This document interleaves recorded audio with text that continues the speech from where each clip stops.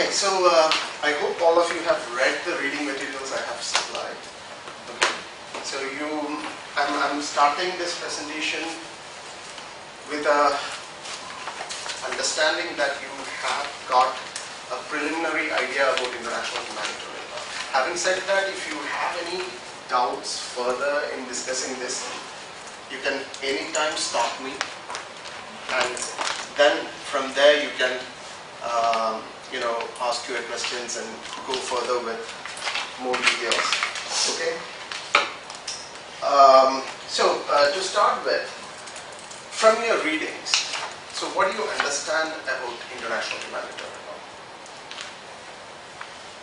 It applies in times of an armed conflict, and it protects the civilians and also perhaps soldiers, like militants who are already combat or in need. But it recognizes that when like two states are at war, or even state or non-state parties are at war, there's going to be like use of lethal force, which actually it allows, and given certain conditions. But then otherwise, it strives to protect the dignity and the needs of civilians. Okay. Anybody else? Give different stages for different class of persons during an armed conflict, such as civilians, combatants, and what other humanitarian organizations people, and give different levels of protection in this region. Okay, good. Anyone else? It comes from treaties and humanitarian law comes from treaties as well as those customary international law, and so there are some form of convention related to the convention and with additional protocol 1 and 2. Okay, so I could see that you have read through it, and to be very honest, international humanitarian law is a very simple law in that sense when you compare with many other laws which has many complicated provisions which may confuse you. International humanitarian law has a very few coordinated set of rules which are meant for applying during armed conflict situation, and you now have a very good understanding of what I could see. The only difference what we want to make, or what I want you to make in your understanding, is to structure them in such a way that you can apply it in situations where you need to apply it, especially when you are preparing for the Moot Court competitions. Okay, so that is the most important thing we all have to do. As you have done your readings, you have a fairly good understanding about it.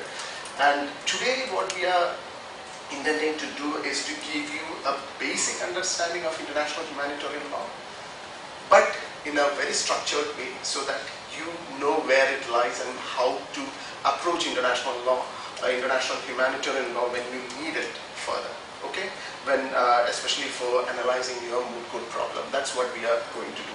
And again, having said that, we are not going to start with international humanitarian law. Though the Red Cross Moot is supposed to be an international humanitarian law Moot Court competition, you know that if you have gone through the previous year Moot Court problems, most of them involve international criminal law in a large extent, especially Rome Statute of International Criminal Court. Most of the problems are based one way or another related to international criminal law, and the crimes included are all directly taken from the Rome Statute. So because of that reason, I want you also to go through the provisions of international criminal law to a good extent, not fully, a good extent, especially the crimes under international criminal law before you even start preparing your Moot problem. Okay, so that is another session we are going to have.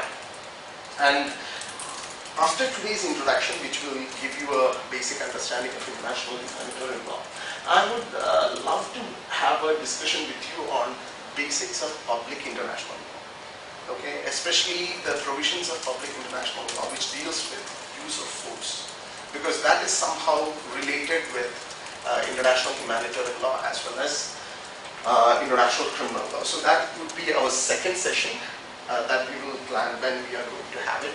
As per our plan, I think it is next Monday. We will have a discussion after the classes to see whether that is the way or we need to change it a little bit. Then, as I told you, introduction to international criminal law, where we will discuss about the various crimes under international criminal law, plus the grave breaches of international humanitarian law. For some specific reason, I'm not going to discuss with you the grave breaches of international humanitarian law today, because I want that to be clubbed along with the crimes in international criminal law later on. Okay, so you have to keep that in your mind, and today we are not going to discuss this. And finally, the fourth session would be a general discussion after the moot problem is released. We will sit together and discuss about the moot problem, and thereafter you will start discussing and preparing for your moot problem for the competition. Okay. So you have mentioned various understanding you have about international humanitarian law. She mentioned about the different kinds of combatants. He mentioned about various victims. He mentioned about civilians. He mentioned about prisoners of war, right? You were referring to that. So international humanitarian law, primarily what I want you to keep in your mind is a very simple aspect, which is the application of international humanitarian law is only during an armed conflict situation. So if there is no armed conflict situation, we are not even talking about international humanitarian law. It's as simple as that. So what all we are going to discuss today is about application of law from the beginning of an armed conflict towards the end, and maybe a little more than that during the transition period. So international humanitarian law starts when the armed conflict starts, and it ends ideally when the armed conflict ends, and sometimes it is prolonged a little more because there are issues need to be tackled after the conflict, the actual use of force during the transition period. So that is why we call international humanitarian law as a lex specialis. Okay, lex specialis. It's written as lex specialis. Lex specialis because it is made specifically for a situation. Okay, unlike the other general laws you might have come across. So it is a lex specialis which applies only during an armed conflict situation. Okay, am I too fast for you to type, or it's fine? It's fine. Okay. So I want to start with where we stand with other public international law, other international laws we have. You know, I just want to tell you through this picture that international humanitarian law is not a silo which stands alone. It has relationship with many other laws, some of them very closely, so that when you apply international humanitarian law, you might have to cross over to the other international laws topics, international law subjects to find your answers. For instance, in this picture you see human rights law, very close to international humanitarian law. You see the law of the seas, very close to international humanitarian law. You see environmental laws, refugee law nearby. So it means that when you apply international humanitarian law, you might have to go and look into the provisions of the other laws which are concerned. For instance, when you talk about a non-international armed conflict situations, we will see the conflict classification and all in bit today. But what I want you to understand is, even when you talk about international humanitarian law, you might apply international humanitarian law in such a way that you take human rights principles which are enshrined in other conventions. Why I'm giving you this example is that's a clear evidence of international human rights being incorporated in international humanitarian law. There is one provision in all the Geneva Conventions, which is known as the Common Article 3 of the Geneva Convention.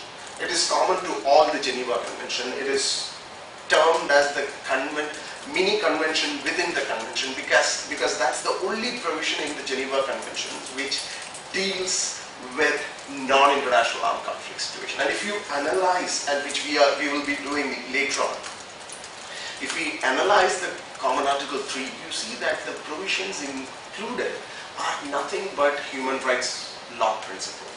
Okay, so because it is a non-international armed conflict situation, it talks about torture, it talks about right to life, it talks about your right against summary execution. So all those things are included in Common Article 3. So which is very much related to human rights law. So my point is, you should have a fairly good understanding about international human rights law as well.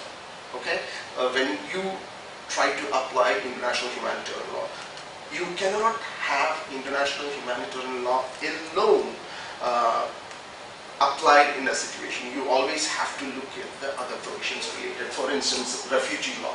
There are a lot of refugee-related international humanitarian law issues, or vice versa as well. You see that refugee law also look into the situation of people who are running away from an armed conflict situation. A person won't get refugee protection if he has committed a grave breach of international humanitarian law. So when a person goes to a neighboring country asking for refuge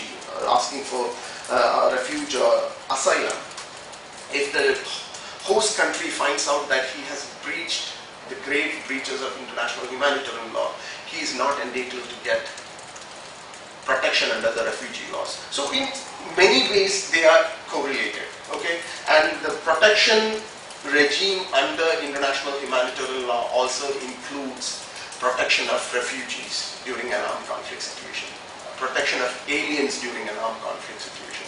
So in many ways they are interrelated. Environmental law.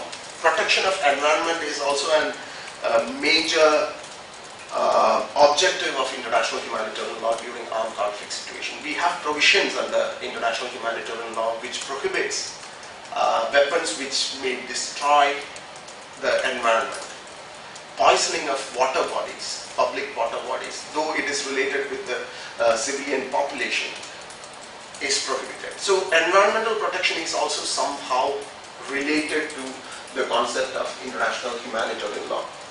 Okay.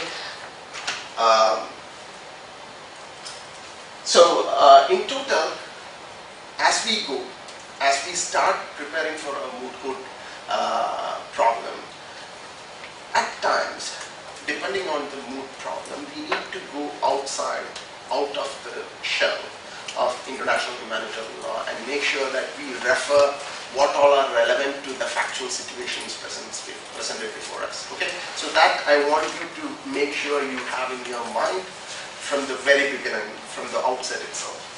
Good? Okay.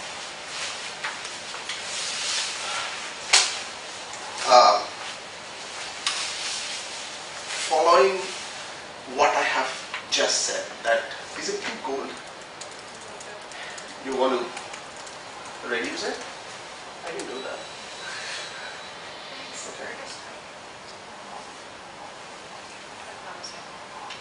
Okay. Laws relating to armed conflict. I told you international humanitarian law deals with situations of armed conflict and nothing more. But at the same time, you will also find that there are many other regimes which deals with situations of armed conflict, okay, or which may have the similar implications as international humanitarian law. Okay, so here we are going to divide the international legal framework which is applicable to situations of armed conflict. Okay, the first one is what we call as use ad bellum, and I'm sure you might have read it in the reading materials I have given you. What is use ad bellum? What is use ad bellum? It's not the cause of going into resulting to the fault between people, but there is any justification for the war. So the justification for war. That is basically what it is. Jus ad bellum or jus contra bellum is nothing but justification of why you are going into war. Okay, it is a part of, I was discussing that with my international criminal law students yesterday. You know, just war theory is there, which speaks about the morality behind a war, which includes both jus ad bellum and jus in bello anyways. But we are concerned here about jus ad bellum, and jus ad bellum is about the justification of going into war. And why it is very important for us is, as it stands now, there is a prohibition in going into war, or if you, a war is an illegal activity as per the framework of UN Charter. Are you aware of that? As per the UN Charter, no one is supposed to attack another sovereign nation, encroach into another sovereign nation, as per Article 2.4 of, we will discuss this in detail when we discuss the public international law tomorrow. In the next class, not tomorrow, in the next class. So it is important to understand that the legal framework today, as we have it at international level, there is a prohibition on war. So no country is supposed to go for war. Okay. Having said that, there are a few exceptions to it. The major exception is self-defense. You can take up arms and fight against another country if there is an invasion from another country and you want to defend yourself. You don't have to wait for help to come from UN. If the help is delayed, definitely you are entitled to defend yourself with arms. That is self-defense. And there is another concept of collective self-defense, wherein a country which is not not powerful enough to defend against an invading army can ask for help from some other countries as well. And it becomes what we call as collective self-defense. And you see that most of the wars which are fought in today's world is a part of collective self-defense strategy. You see that NATO intervening in many conflicts. You see United States, Britain, France, they go hand in glove and start helping some countries when they need. But what you need to remember here very clearly is, when you claim a collective self-defense as the reason for going into war, you should definitely get a request from the country which you are defending or helping, collectively defending. Okay? Unless and until that country is asking for a protection, you cannot simply jump into a situation and say that we are collectively defending them. So you need a reason to collectively defend that country which needs a collective defense. So there should be some kind of request from them to initiate that. Okay, so we have rules governing the legality or the legitimacy, which we call as jus ad bellum. That is one framework, one part of the framework which regulates international armed conflict scenarios. Okay, the second one is jus in bello, which is IHL proper. What is jus in bello? It is international humanitarian law which applies during armed conflict situation. And why we are discussing here this is because of one important point which I want you to remember. Okay, these are totally separated from each other. Jus in bello and jus ad bellum. When we talk about international humanitarian law, we never talk about jus ad bellum, because international humanitarian law, jus in bello, will never look into the justification of a war. IHL is not at all interested in finding out who was right and who was wrong in fighting a war. What all IHL is worried about or concerned about is, during the war, during the armed conflict, whether the combatants, the parties from both sides, have complied with the provisions provided under international humanitarian law. Okay? That makes it very clear. International humanitarian law doesn't speak about anything else but about the conduct of armed forces during armed conflict situation, and also the regime of protection of people, those are victims, civilians, during armed conflict situation. So this is very important to remember. Jus ad bellum and jus in bello are two different things. No matter how bad a party is, an armed conflict, a party to an armed conflict is, they are entitled to the protection of international humanitarian law. Jus in bello will always protect people during an armed conflict, irrespective of that country is legitimate under jus ad bellum or not. Okay, is that clear? That is very important to remember. Okay, both are different, and international humanitarian law never discuss about the legitimacy about armed conflict, whether the parties are right or wrong. Because you see, if you read about an armed conflict as a layman, you see that always there is a discussion about who was right and who was wrong in doing it. You look at Iraq war, there is always a debate. US was wrong, Saddam's Iraq was wrong in going to Kuwait and inviting attention of the coalition forces which came and fought with them. So there is always a debate, political debate, legitimacy debate going on in jus ad bellum, which is very political in its nature, and international humanitarian law always want to step back and say that we are not interested in this politics, we are not interested in the legitimacy of the armed conflict. The only thing we are interested is about compliance of provisions of international humanitarian law, which is nothing but regulating the way you engage yourself in armed conflict, plus protecting certain categories of people. Okay, so those things you have to keep in your mind. Now, international human rights law. What do you think? International humanitarian law is a lay speciality. It applies during situations of armed conflict, only during armed conflict. What about international human rights? It's generally, yes. So it applies all the time. It applies all the time.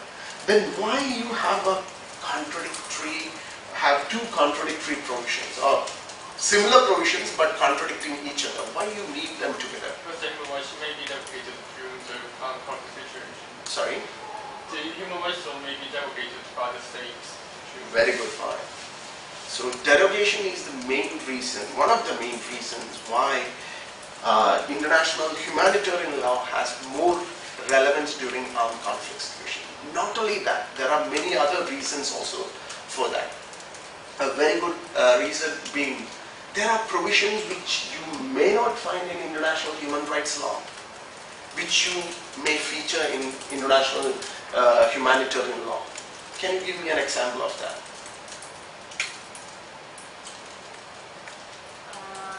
International human rights law doesn't classify prisoners of war status, and the classify war to as like body combat status. International human rights, she's absolutely right. International human rights doesn't classify people, okay? It applies to people because they are human beings. It is a right which is accorded to you because you belong to the human race. It has no classification whatsoever. But when it comes to international humanitarian law, it classifies people according to their status during armed conflict situation. Okay? So there are combatants. Combatants are people who are entitled to take up weapons and fight against the enemy. Okay? Military officers is a very good example. Paramilitary officers are combatants. And some categories of militias also associated with the armed forces are also considered as combatants. And qualifying as a combatant is actually a disadvantage against yourself. Okay? Because once you are a combatant, you can be killed during an armed conflict situation. You won't get protection under international humanitarian law. If you are a combatant, if you are a military combatant, you wield a weapon, you are exposed to death. There is no law in international humanitarian law which protects you from getting killed, and neither in international human rights laws as well. If you are a member of our armed forces, you are, exposed to death. There is no doubt about it. But having said that, the moment you keep your weapon down, international humanitarian law gives you special protection, okay, which you may not find in human rights regime. She said about prisoners of war. There is no special protection or privileges you find in any text of international human rights law, okay? But in humanitarian law, international humanitarian law, we have a whole convention talking about how to treat prisoners of war during an armed conflict situation. And if you are a prisoner of war, you get privileges, you get protection, you are treated as per your rank deserves, and you are not allowed to be again put before a front line where armed conflict is going on.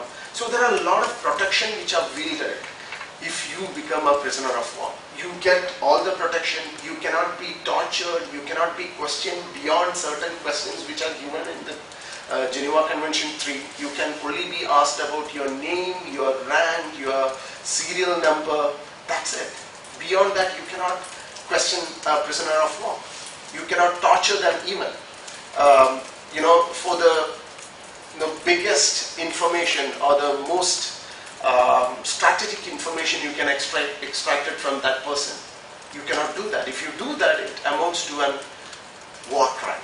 Okay, so the protection you get through international humanitarian law is very high compared to compared to the text of international human rights law. Okay, that is why we have two sets going parallel to each other. Okay, and it is also, if you look at the other side of what I have discussed, it is also important that you need a regime to protect people during the twilight zones. We already have mentioned that international humanitarian law applies only during armed conflict situation. What about before the armed conflict starts? There are situations just before the armed conflict situation which need some kind of protection regime. Okay, so there may not be the normal domestic law protection available during a turbulent period where IHL doesn't apply. The domestic law is inefficient because the government has fallen, for instance.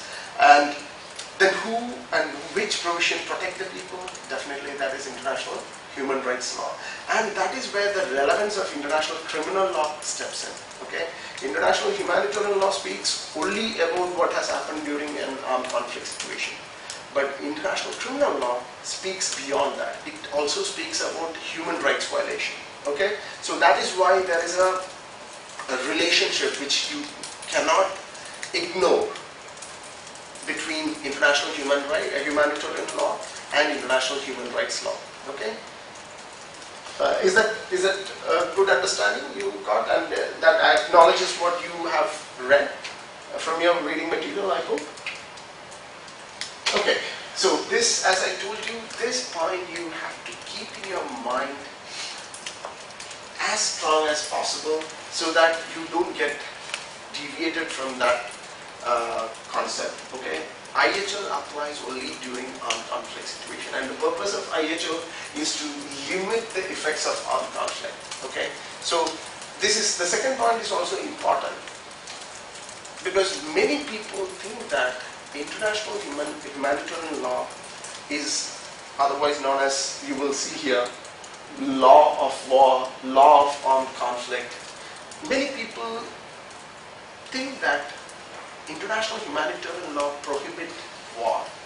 It doesn't. Okay? International humanitarian law never say that it is wrong to go into war. In fact, it authenticates military's right to wage war. So international humanitarian law gives the power or the entitlement for armies to fight war and kill your enemy. No other law, to my understanding, very clearly mentions that, okay, these are the categories of people you can kill. Do you know any other law which says so? No.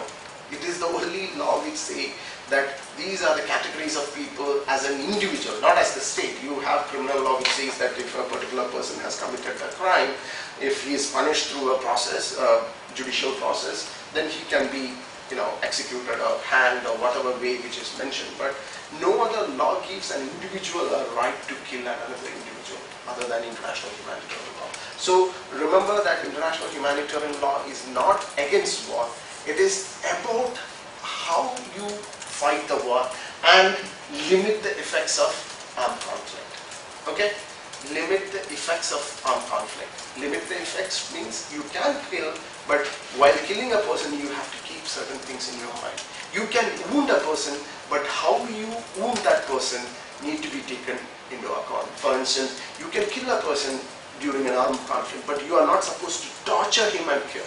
That is one prohibition you have under international humanitarian law. We will see that in details later. Okay?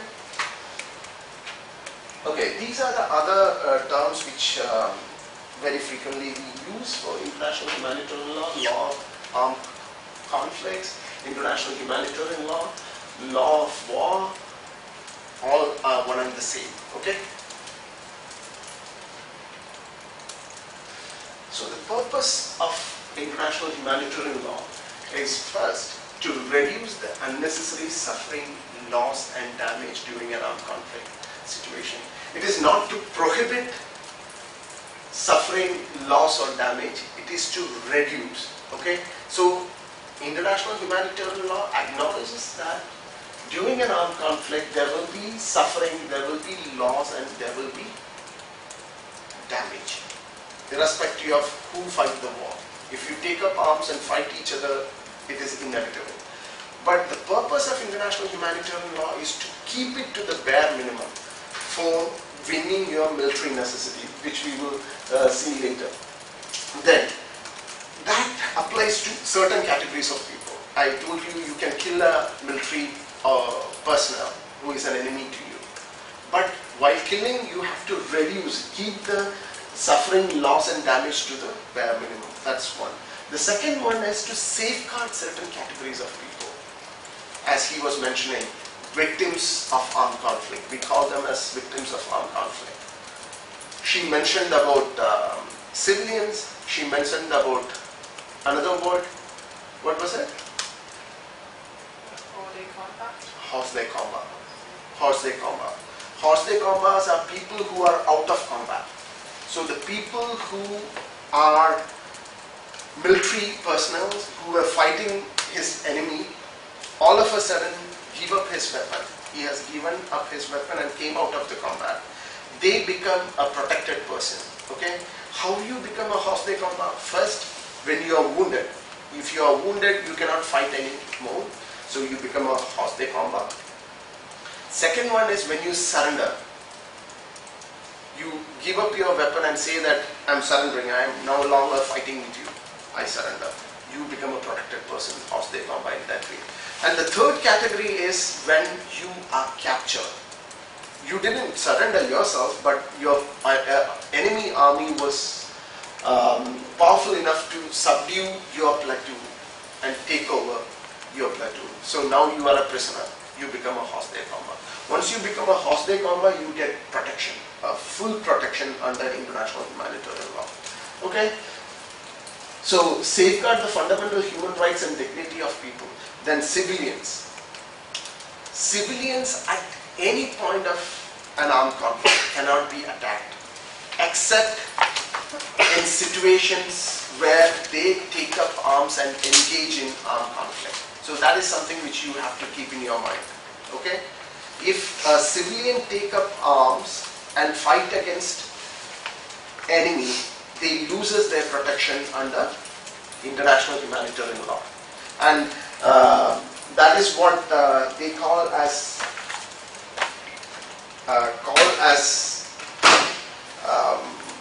active participation in hostilities by civilians. So once you actively participate in hostilities during an armed conflict situation, irrespective of your status as a civilian, you can be attacked and killed. The only exception for that is there is a category of uprising known as levy and masse. You might have read it. Levy and masse. Levy and masse is uprising of the whole civilian population against a marching army. For instance, think that an army is marching towards Shatin, to our place. There is no army located in this land, because Hong Kong keeps it low, army and armed activities low. So there is no one to protect the land.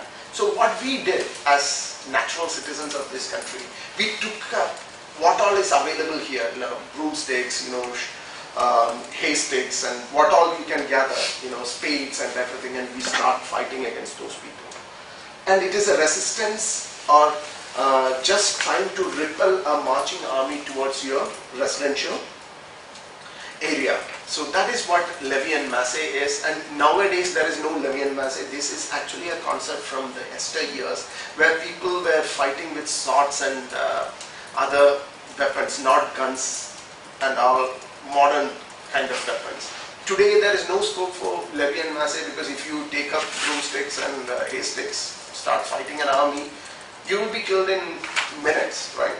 With all those great weapons in their hands, they can just shoot you down and wipe all the population in an hour's time. There is no question about it. In those days, when people were fighting with swords, clubs, and arrows, etc., etc., they stood a chance. People stood a chance if they take up all these crude implements and weapons and start fighting against the army. Maybe they will slow them down before the army come in. So that is considered as a legitimate act of a civilian. So even a levy and masse is protected. So why I am putting this concept of levy and masse here is, a civilian, if he takes up arms, he loses protection under international humanitarian law. Exception to that is a levy and masse. Levy and masse is a person from a levy and masse is protected even if you take up arms and fight. Okay, so there is a small distinction. These are small issues which might crop up in your problem, which you need to identify. That's why I'm going to the basic concepts so that you can identify them as you go. And of course, IHL also helps in restoration of peace in the transition of a society. So that is why I told you, IHL start applying only when the armed conflict starts, right? I told you that. And it is supposed to end during armed conflict is over. But sometimes it goes beyond that to a certain extent when there is a transition happening in that society. It might be through prosecuting people under the international humanitarian law for their violations during an armed conflict situation. There could be other processes like a truth commission or an investigation done under the provisions of international humanitarian law. So there are a lot of things which could happen beyond that for the purpose of bringing peace to that place where the war has happened. And that's a part of transitional justice process which happens in a society. Okay? So if somebody asks you when IHL start applying and when it ends, you can very confidently say that, this could be a very important question, very possible question from the judges. It start applying when the armed conflict starts and it ends when the armed conflict is over. But in some situations, it might continue applying for transitional justice reasons. Okay, that you have to keep in your mind very clearly. Okay, so far you are clear with the concepts, right? Shall we go further? Okay, so this is not much important, but for your mooting purpose, but it is good to know from where this international humanitarian law has originated. Okay, because there are a lot of controversy relating to international humanitarian law, especially for people coming from this side of the world, because most of the development in international law actually happened in Europe. You know that after the Westphalia Treaty, after the 30 years of war, there was a Treaty of Westphalia where the origin of international law actually started to come in the form of treaties. Okay, sovereign equality of states were accepted at that point of time after the treaty. So you see that a lot of discussion on these type of laws which are being imposed upon countries who are away from Europe, for that matter. So there were a couple of researchers done on this aspect, and they found that these concepts of international humanitarian law are not Eurocentric, or it is not something which has just emerged from the European concepts and wars. Rather, you see a lot of them in all our cultures. I'm just giving you a few examples, but there are many more. The first one, you could see something from ancient China, 11th century BC, as old as 11th century BC, and you see the provisions, the one which are highlighted in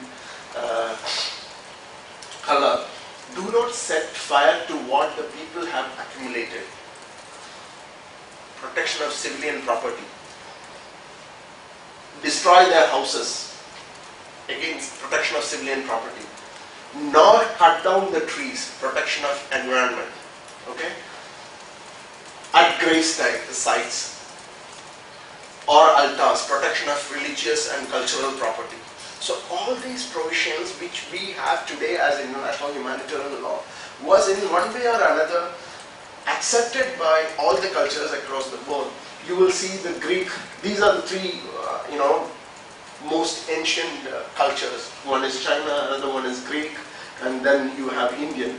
So in Greek concepts, you have means and methods of using weapons. There are prohibition in using certain types of weapons, like the use of non-traditional Greek infantry arms, projectile missiles.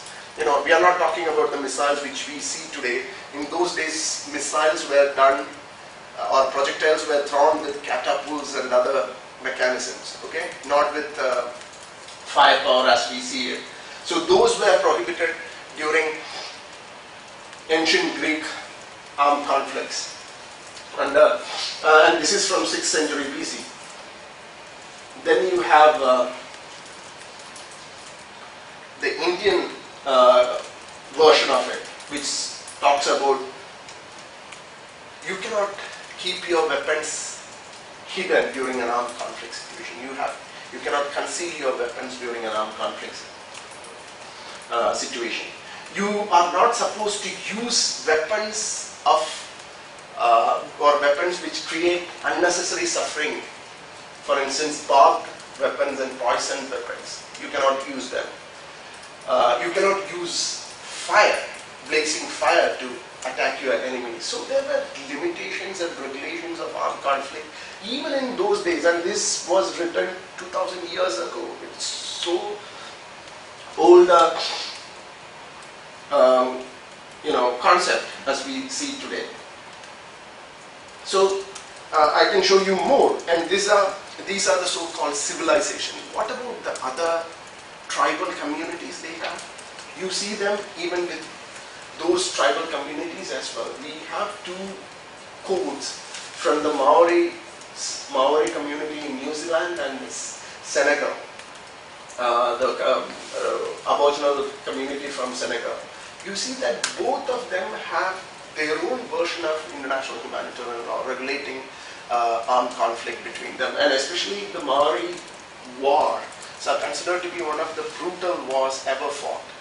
Okay, so they are very brutal in their way, they kill each other, but still they have principles which says that you cannot attack an unarmed combatant. Even if he is a combatant, if he is caught without weapons, you cannot attack him.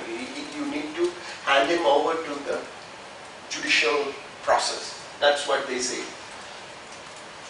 See, ethics of war, the Senegal oral tradition says that ethics of war were taught to every young nobleman for his future as a warrior. He was taught never to kill an enemy on ground, the horse de combat. Okay, we were talking about horse de combat, a wounded soldier who is lying on the ground, or a combatant who has given up his weapon. You cannot kill them. So those concepts are very much there. The only thing what later on happened with the development in Europe is Europe and some developments in United States at that point of time used to codify them. Okay, all these moral values which were present in all the cultures across the world, they have just brought them together and made it a code. Okay, and very interestingly, in United States as well as in Europe, this happened almost at a similar point of time. Okay, Libel Code was drafted at the instance of Abraham Lincoln. It was drafted by a lawyer, a Russian-born lawyer known as Libel, Francis Libel. He wrote it for the federal army which was fighting the civil war in the southern states. So the code is very clear about what you should do and what you should not do during an armed conflict situation, and it is very much akin to what we today call as international humanitarian law. So that's very interesting to see that that has happened. So it was the civil war in the United States of America which prompted Libel Code to be written. At the same time, in Europe, this gentleman who is seen below, his name is Henry Dunant, and he happened to see a battle known as Battle of Solferino, which moved his mind, and he has nothing to do with law, he has nothing to do with war, he's just a businessman. But he was moved by what has happened there, so he just started a movement which is today's Red Cross and which runs this Moot Court competition for you as well. So that Red Cross movement, along with that, he also codified today's Geneva Convention and later on become diversified into many other conventions today, which we will see as we go. So a bit of history which is good to know. Okay. Sources of international humanitarian law. We need to see which all sources actually support the development of international humanitarian law, and we will have a detailed discussion about international humanitarian law sources when we discuss about the sources under international law, because we discuss public international law later, and when we discuss the sources of public international law, we will do that. But for a quick understanding, we need to understand it is fourfold. Okay, conventions. Conventions are treaties, etc., which are entered into between two or more nations. Then you have custom. Customary international law is a big source for international humanitarian law. Then you have decisions from courts and tribunals, which acts as source for further development of international humanitarian law, which we also see later on when we discuss the case laws, etc., during the preparation of the Moot Court. And finally, the articles and publications, and that is also a very strong source for international humanitarian law for many reasons. Because as you know, international humanitarian law so far, if you track its development, you see that it develops after a particular war. Okay? You need to see a war, the atrocities happening in a war, to just make some provisions to prevent such things in the future. For instance, during the First World War, I'm giving you an illustration. During the First World War, the casualty of, the proportion of casualty between civilians and military personnel were 20 to 80%. That means civilians 20% casualty and military personnel 80%. And most of the military personnel who were killed during the First World War was by imprisoning them as prisoners of war and torturing them and starving them to death. So having seen that during the First World War, the world has come up to draft the Third Geneva Convention, in 1928 they came and drafted and adopted the Prisoners of War Convention, the Third Geneva Convention, today's Third Geneva Convention, just to protect prisoners of war in case if ever they have another war. Okay, so they did it, but they didn't do anything to protect civilians during armed conflict situation, because till that time, when a war happens, armies, or for that matter navies or air force, whatever, they never attack civilians, because civilians were never a target for armed conflict till the Second World War. Though there were casualties and collateral damages happening, they were never considered as a target during an armed conflict situation. Even if you look at the wars fought in Asian region, you see that wars are fought in designated battlefields. They don't fight a war in villages, they don't fight a war in cities. What they do is they have designated battlefields where the wars are fought. Even villagers would go there with their lunges to watch how a war is fought. They are never attacked. So that was the tradition, okay, till the Second World War. And nowhere it was a case that people killed civilians as a part of their war strategy, except certain, exceptions like Genghis Khan and invaders like Genghis Khan, who wiped out all the villages on his way, killed everyone, raped everyone. Those are exceptional cases. But as a general rule, it was not the case, and nobody even thought about having a special protection regime for civilians. Everything changed after the Second World War. After the First World War, they made the law strong for protecting the prisoners of war, hors de combat, they did everything. But what happened in Second World War? The Nazis targeted civilians. They imprisoned them, they made concentration camps for them. They did what all are possible to wipe out certain categories of people. And the proportion I told you, 20:80 for civilians and military personnel respectively, has just reversed in Second World War. The casualty was 80% civilians and 20% military personnel in Second World War. Though the numbers are higher than what Second World War was, because of the kind of weapons they could use. So my point is, these concepts of international humanitarian law always emerges after every war. You get to know that certain type of new strategies or means and methods of armed conflict is happening. So we need to keep our sleeves up to protect people during armed conflict. And that's how we always say that international humanitarian law is one step behind armed conflict.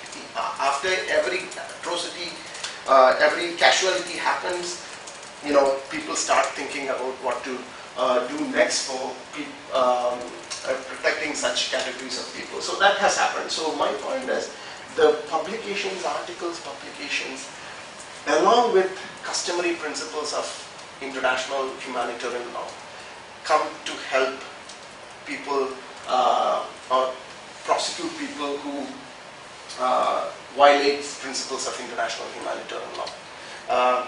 This is something which I want you to remember. There is a concept known as Martin's Clause. Have you come across in your reading? Anyone? Martin's Clause. What is that? So, in 1899, when the Russian Emperor has convened a conference for bringing certain regulations during armed conflict situation, which is now known as the Hague Regulations. Okay, there was one Russian lawyer who came up and said that it is impossible for all to make laws sufficient enough to protect everyone during armed conflict situations, because there will be always a loophole which people can use by saying that there was no law during such an act happened. So you cannot prosecute me. So the Martin Clause says that if at a particular point of time, if there is no law protect a particular category of people or regulate certain activities during armed conflict situation, then the customary principles of international law would step in and act as a stopgap arrangement. Okay, so I want you to read this Martin's Clause very clearly from your documents, and that is one important principle which helps when there is a lacuna in international humanitarian law protecting or regulating armed conflicts. Okay, so I want you to keep that Martin's Clause in your mind very clearly. And also the elaborations, analysis and projections made by academics, jurists, scholars, etc. has helped a lot in understanding and protecting people during armed conflict situation. There are many very famous people, very famous scholars like Sheriff Biasioni, etc., who had done commendable work on development of international law, especially international criminal law and international humanitarian law. John Pictet was another. You might have heard about the John Pictet competition also. He has contributed a lot towards the development of international humanitarian law. Sheriff Biasioni, who recently passed away, he also had done commendable work on development of international humanitarian law. In fact, his concepts were borrowed during the Rome Statute deliberations, Rome Conference, which happened in 1996 to 1998, which adopted the Rome Statute of International Criminal Code. So all these sources are very important for you to remember as source of international humanitarian law. Okay. For academic purpose, we still talk about two branches of using the law. International humanitarian law emerged from two sources or two streams, and they are called as the Geneva stream and the Hague law stream. Why it is so? Because they separately, independently developed without any connection whatsoever in two different parts of Europe during history. And you remember Henry Dunant? He initiated the Geneva Convention, and thereafter the Geneva laws, which primarily dealing with protection of victims. Okay, victims like the wounded people, civilians, etc., developed under the Geneva head, and the Hague law was more about controlling how a war is being fought, the means and methods. They call it as the means and methods of armed conflict. So Hague side of law actually developed more about regulating the war, what type of weapons you can use, how you treat a combatant, etc., etc. Not many things developed at the Hague side and Geneva side, and both were separate. If you look at the historical angle of international humanitarian law, you have Geneva Conventions, you have the Hague Conventions and regulations on both sides. But now you don't have it anymore, because now the developments are such that both got merged at some point of time. Here you see this. You know, Hague law, as I told you, it is more about combatants, regulating the combatants and limiting the conduct of hostilities. Whereas the protected person, the Geneva law is more about protected persons, civilians and hors de combats, the victims of armed conflict. So you have victims of armed conflicts and you have regulating the armed conflict. And they traveled separately for long, but they got merged in 1977 when the additional protocols were made. So now you have the additional protocols to the Geneva Convention, which has both the protection part as well as the regulation part together. Okay, and additional protocol 1 deals exclusively about international armed conflict situation. You might have read it, but anyway, we will get into that discussion in a bit more, in a detailed way more. Okay, so is that clear? Okay.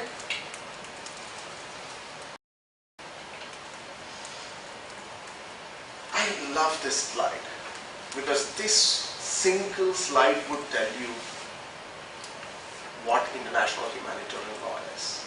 Okay.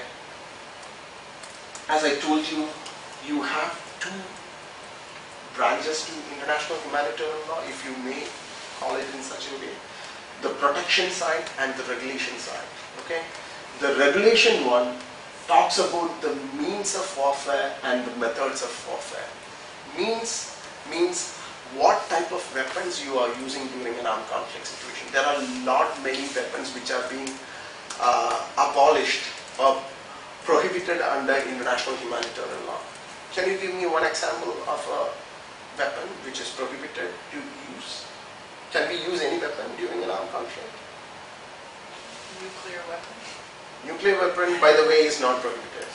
Okay. And poison gas.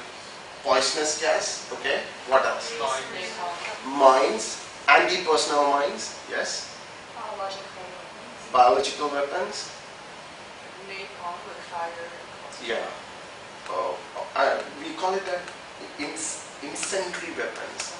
Incendiary weapons which can explode in a very destructive way. You know, some napalm bombs can even suck the air in that vicinity so that people even die out of, lack of air. So that also happens. So weapons like that are prohibited. Why they are prohibited? What is the reason? These are very good weapons, by the way, right? You know, you have a napalm bomb, throw it in your enemy's vicinity, you win the war. Why it is prohibited? What is the logic behind such a prohibition? It discriminates. Very good point. It is indiscriminate. What else? It's hard to control the effects and it will be attacked. Indiscriminate, which is you cannot distinguish between combatant and civilians. Okay. There is one more reason behind it. Causes unnecessary suffering. Yeah, it causes unnecessary pain and suffering, which has to be prevented.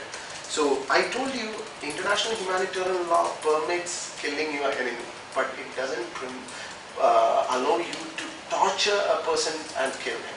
Okay, there is a prohibition in that. So using weapons which cause unnecessary pain and suffering is totally prohibited. That's why you mentioned about poisonous gas. It is indiscriminate as well. It also creates unnecessary pain and suffering. Okay. You know, there is a story about the Second World War and Hitler. I don't know how far it is true. In First World War, during First World War, not many countries have used poisonous gas. And you might know that Hitler was part of the German army at that time. He was a soldier at that time. And he experienced the bitterness of this poisonous gas. And that is why the story goes like this. As he has personally experienced the pain of using this poisonous gas, he never used poisonous gas during the Second World War. That is very surprising because he was such a nasty dictator. He had done what all possible to win his war, but he never used poisonous gas during his war. So that is how the stories, you have a different... I was just surprised because I thought they used it in the concentration camp. No, not in the Second World War. First World War they used it. Oh, okay. What then was the gas chambers? Yeah. No, during the armed conflict, gas chambers are different. No, those were prisoners of war. Okay. Those were prisoners of war and civilian combatants. Not civilian combatants, civilian internees. So those people were taken and it was a method of killing them. Anyway, they were killed in one way or other. You know, they were put in concentration camps, etc., etc. But during armed conflict, they never used. Maybe there are other reasons also. This is just a story. I don't know how far it is true. But definitely he hasn't used poisonous weapon from the side of Germany, at least at that point of time. And there was another reason also because the gas protocol came in 1925 prohibiting use of poisonous weapon after the First World War. Okay, so that was also one of the reasons. But the story goes like this because as he has personally experienced that. Anyways, that doesn't matter. So there are many weapons like that which are very efficient weapons to win a war, but are prohibited under international humanitarian law. So that is the means of warfare, the regulation and means of warfare. Then you have methods of warfare. What is methods of warfare? There are weapons which are allowed to be used, but the method in which you are using it are prohibited. Okay?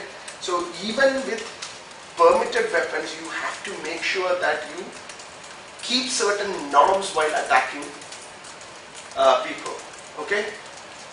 For instance, you know that machine guns are very efficient weapons and it is not prohibited, right?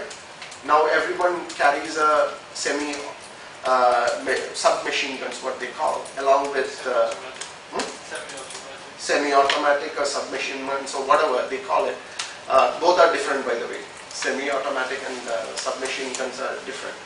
Anyway, both are not prohibited weapons, but using them, there are certain principles to be kept with. That is what we have mentioned. You know, you have to make sure that there is a distinction between civilians and combatants. You need to have precautionary methods taken into accounts before you attack someone.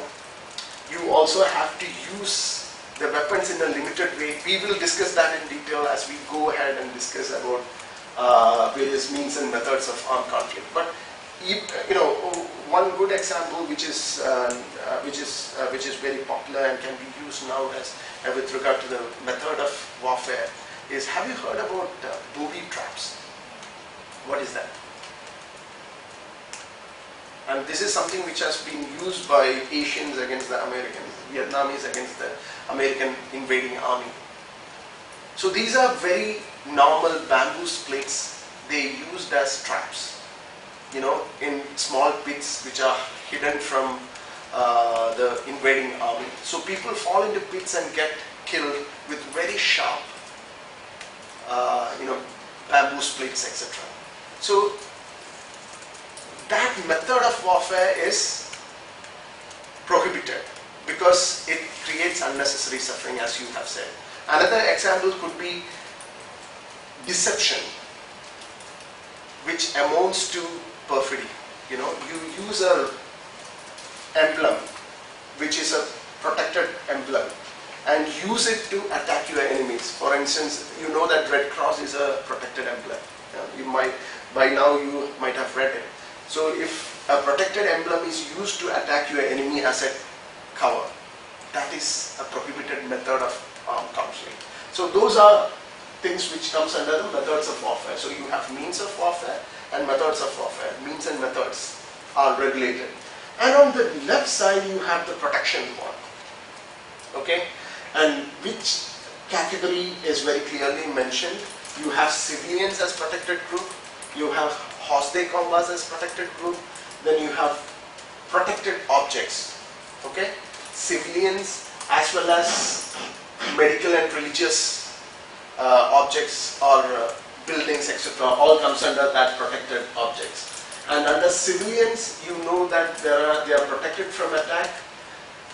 As I told you, their protection loses if they directly participate in hostility. And refugees and displaced persons, they get protection under international humanitarian law. As civilians, also as aliens, okay, they have double protection. Two categories of protection you get if you are a refugee or a displaced person. Then under hostile combats, you have two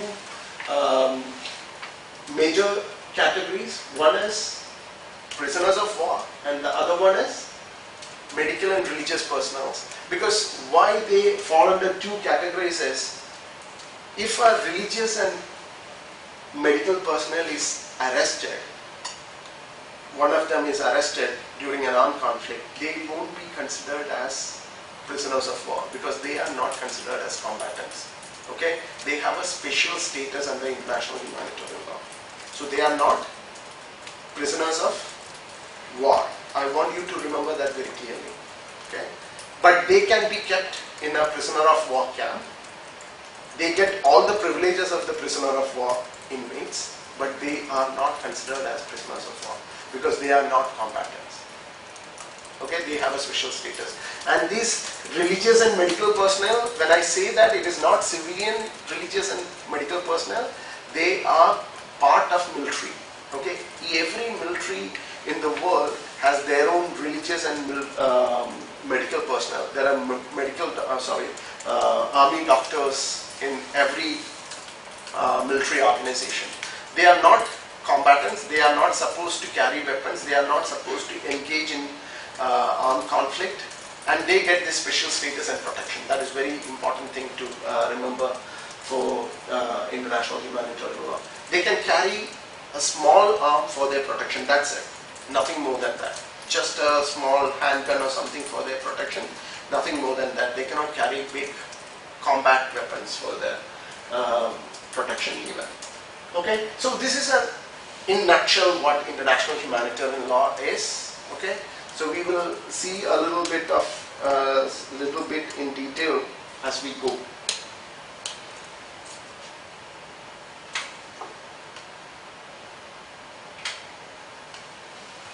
This is the list of international humanitarian law related conventions so far. Not exclusive.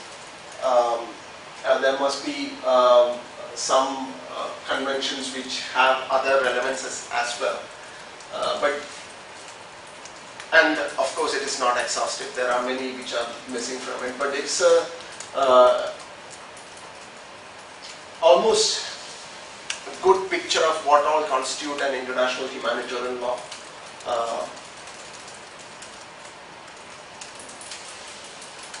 Conventions all around, starting with the 1868 Declaration of St. Petersburg.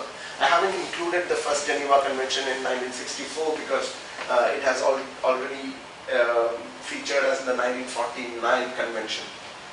So the latest being the Arms Trade Treaty, which came in 2013. So that is very interesting to see that it started from the Geneva Conventions in 1863 and 64 and rolled up to 2013 where we have the Arms Trade Treaty. You have Cluster Ammunition Convention, we have Customary Law Study, which is a soft law, by the way. It is not a convention in the true sense. Then Optional Protocol, Protecting the Child Soldiers, Rome Statute. So there are many conventions, and all these things would come to your help as we go ahead discussing this international humanitarian law for our Moot Court purpose. Okay.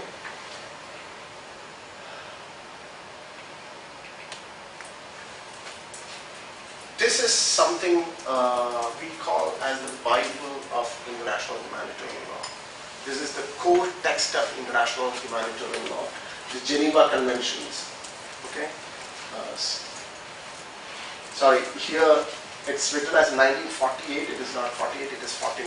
Okay, there is a typo in it. You see that the first convention is about protection of wounded soldiers and medical personnel during an armed conflict in land. Okay.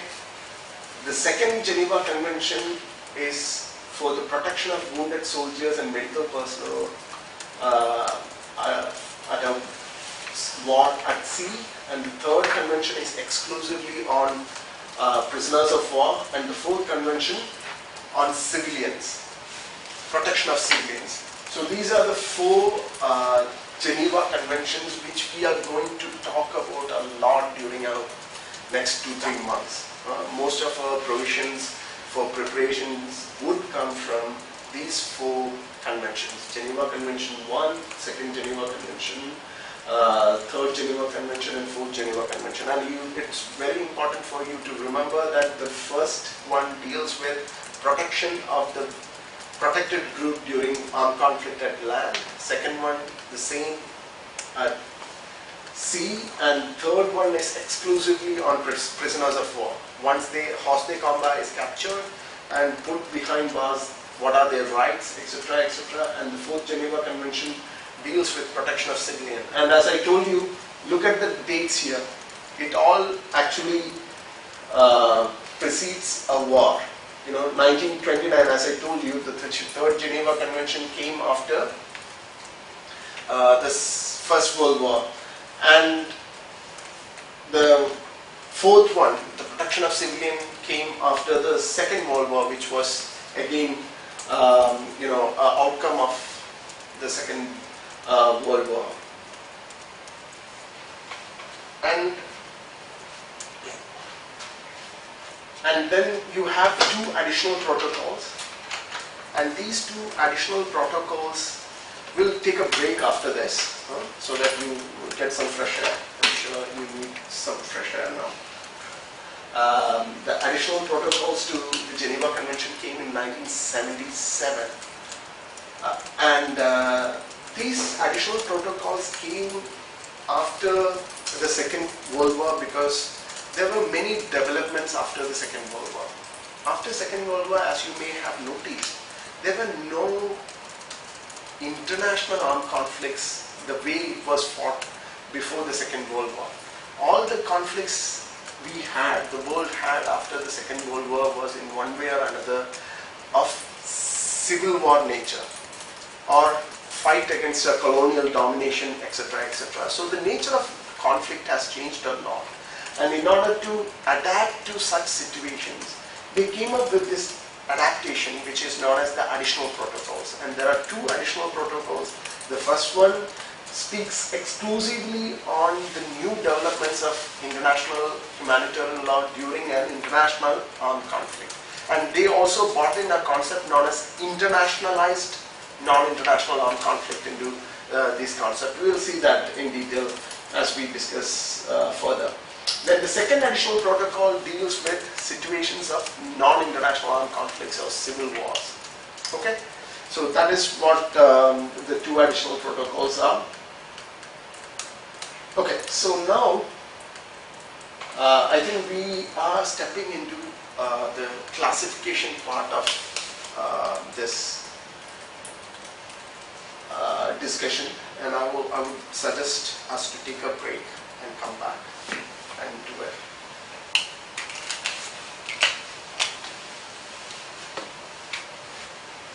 Switch it off.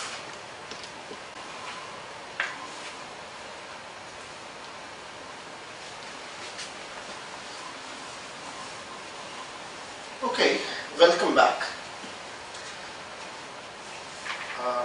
Now we are going to start a very important part of international humanitarian law discussion, which is the classification of armed conflict. Okay, this is very important because without knowing the classification properly, it won't be possible for you to apply international humanitarian law successfully. That's very important to understand the nuances, and it's not very complicated, but there are few aspects which might confuse you, so it is important to ask questions at this point. Okay, if you don't get it, ask it right then and there.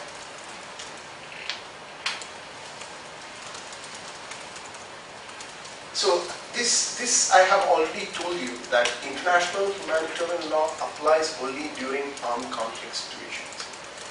If there is a problem during peacetime, it has to be addressed, it has to be taken care by domestic law or by the human rights provisions. So this is something which is as clear as black and white in international humanitarian law. You have to keep that in your mind clearly. And when we talk about the application of international humanitarian law, not all provisions of international humanitarian law applies in all situations of armed conflict. Because of that reason, you need to classify them. If you look at this slide, it speaks about that.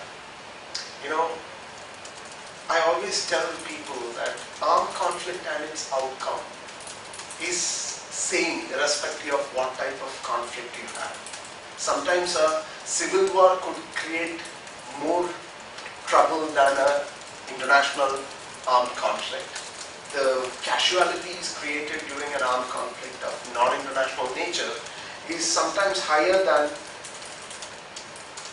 international armed conflict situation.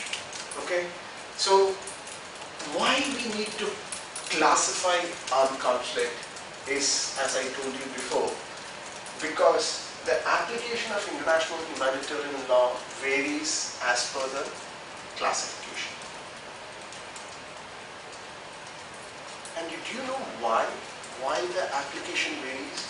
We have seen the Geneva Conventions, we have seen the additional protocols, we have seen many number of conventions which contribute towards international humanitarian law, like cluster ammunition, you have Ottawa Treaty on Landmines, you have gas protocol, you have so many other cultural convention, protection of cultural properties convention, ENMOD, Environmental Modification Convention, everything contribute towards it. You know, the protection of child soldiers convention, etc., etc., etc. You have so many conventions. Now I see that there are limitations in application of armed conflict. Why it is so? This is a basic question which I want you to understand very clearly. Okay, why there is a classification and why there is a differentiation in application of application of IHL during armed conflict situations. So now I am telling you that there are four categories of violences: international armed conflict, non-international armed conflict, then internal disturbances and tensions, and internationalized non-international armed conflict situation. And if you look here, okay, so this is the more further discussion. So I want this answer before we get into this classification. Why? Why all provisions of international humanitarian law is not applicable? Because sometimes when there's civil war, sometimes the sovereign state may be reluctant to recognize the status of those civil combatants. They may say it's internal matters of the state and so you shouldn't intervene. It is different from when the state versus the state. The status between the combatants are relatively more clear. See, what you said is the reason behind it. Okay? You have to go beyond international humanitarian law to understand this.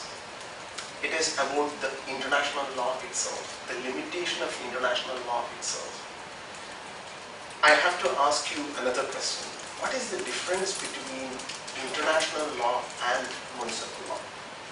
What is the there are many differences, of course. So, but some important differences we need to understand at this point of time.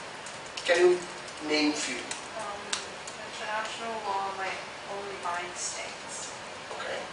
States are the parties to the law, so it classifies them because in each of those classifications, except internal disturbances, the state is involved, but not in international disturbances. So your answer had two parts to it.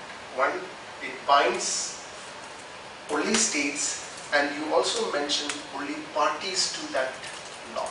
Okay, so that is very important to remember. In municipal law, a law which is made by Hong Kong, for instance, or China, for instance, is applicable to all of us who are present here, whether you like it or not. You have a criminal law here, right? I'm a foreign citizen, I'm in Hong Kong right now. I say that I don't like your criminal laws, so I'm not going to abide by your criminal law. Is it possible? That is not possible. Because I am here, if I am in your territory, I am definitely subjected to that law, whether I like it or not. But when it comes to international law, it's a consent-based law. Okay? International law is applicable to a state only if that state consent to it. If they say that I don't like this law, it is not going to apply to them. There are exceptions to it. Let me tell you very frankly, there are exceptions to it. But as a general rule, I want you to remember this very clearly. Okay? At international level, when laws are made, the states become parties. Only if the state become party, then only that law applies to them. So same is the case with the application of international humanitarian law. The states are okay to accept international law when it comes to an international armed conflict situation. When two states are fighting, they are okay, international law come and apply in such situation. But when there is a non-international armed conflict, that is a civil war situation, they don't really want international attention in their state's boundary, within their state's boundary. So they try to minimize that to the core minimum. That is why not all provisions of international humanitarian law applies during non-international armed conflict situation or civil war situations. So now we are going to see this classification. These classifications, as I told you, is very important. You need to understand that to the maximum. Okay? And if you have doubts, please step in and ask questions. So first we are going to talk about international armed conflict. And these pictures are very nice depiction of what these conflicts are. That's why I have borrowed it from the Red Cross's presentation. See, the first category, international armed conflict, the basic thing is, basic norm of this classification is there should be more than two or more than two states fighting each other. And in cases of international armed conflict, there is always a cross-border armed conflict happening. Okay, two states at least involved in an armed conflict situation. Okay, when there is a declared war or any other armed conflict between two states, even when the state of war is not recognized by any one of them. So even if the states who are engaged themselves in armed conflict, they don't accept it, still it is considered as an international armed conflict. The only requirement is you need two or more states fighting each other. There is a resort of armed violence between two states. That is a clear case of international armed conflict. Okay? There are two exceptions to it, and this has come from one from the Geneva Convention, and the other one is from the Additional Protocol 1. Okay? The first exception to this is, in the first definition I told you that there is the need for resort to armed violence. What do you mean by resort to armed violence? There need to be some violence, there need to be some shots fired, there need to be some people killed. Okay, so you need some kind of violence happening, armed violence happening for constituting an armed conflict of international nature. But in situations of occupation, partial or full occupation, that is what Geneva Convention Article 2 says, Common Article 2 says, in cases of occupation, even if there is no armed violence, it is considered as an international armed conflict. What is that? I want you to come back to me. I want to make sure that you understand that. What is that? Tell me. What do you understand by that? So the first situation, we don't have markers here, I guess. Oh, we do. Okay. The first situation is like this. Okay. State A, State B, and there is a fight between both. This is a classic case of international armed conflict. Okay. The second one, A.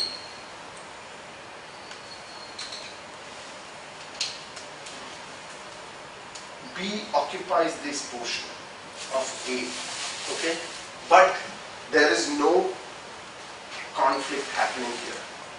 There is no firing happening, there is no killing happening, just the B has crossed over the border and occupied this much of land of A. This is also a situation of international armed conflict. Why it is a situation of international armed conflict? Because there is no armed conflict as such happening. Resort to armed violence is happening. Why it is considered as a international armed conflict? There's a need to resort to an armed conflict because it's invaded by... There is an invasion, that is one thing. Second thing, in international humanitarian law, there is a specific provision for protection of civilians during occupations. Okay? Occupation. So, if occupation is not considered as international armed conflict, then IHL won't apply. Remember to the basic golden rule that IHL won't apply in situations of armed conflict. You need to have an armed conflict in existence for application of international humanitarian law. And if this occupation is not defined as an armed conflict because there is no violence happening, then IHL won't apply. Then which law will help them? So you need to have protection for these people who are in occupied territories. You got my point? So that is why these situations, even if there is no resort to armed conflict happens, is considered as an international armed conflict. And the third category, which came very late during the deliberations of the additional protocol, and as part of additional protocol 1, it is accepted now that if in situations like this is again B, and there is a group or a C here, okay? Rather, we can.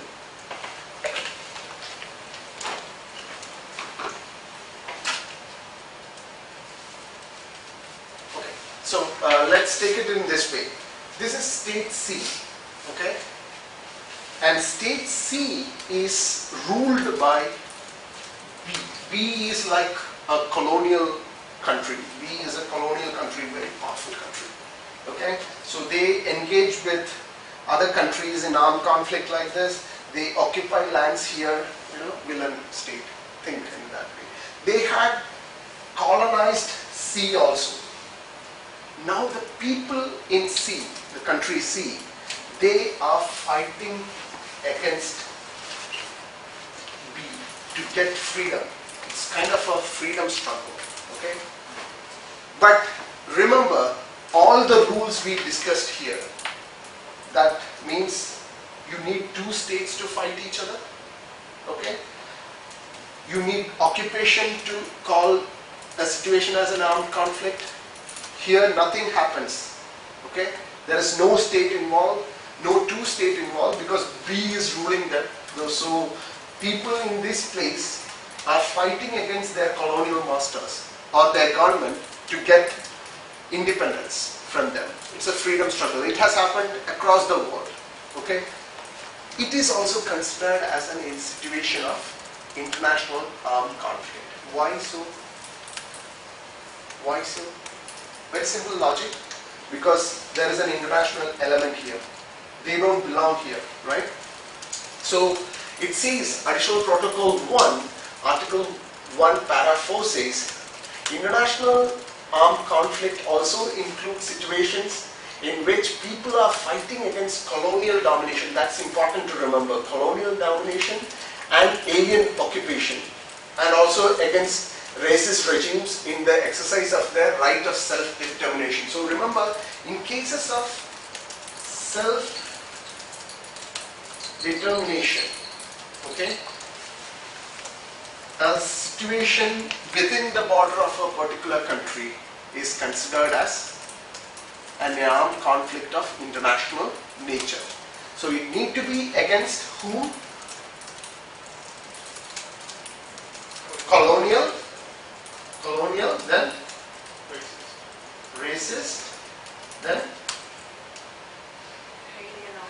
alien occupation. Okay, so in these categories of self-determination, it is considered as an international armed conflict. Okay, even though it happens within a state's territory.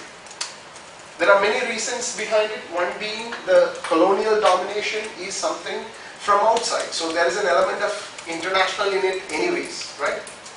Okay, is that clear? So these are the three categories of international armed conflict. Yes? So I'm not sure how to define whether there is a colonial domination. For example, if in case the Catalonians start a civil war with the Spain government, would the Spanish government be considered colonial domination, or was it? I'll give you examples. Okay? British in India is a classic example of colonial domination. Okay, British in many other countries, or French in Congo, were considered as classical example, because you know that they are colonial countries, master countries coming from Europe. They don't belong there. There is no doubt about it. Okay, that's a good example. Second case. Now, racist regimes go back to South Africa before its independence from the white supremacy.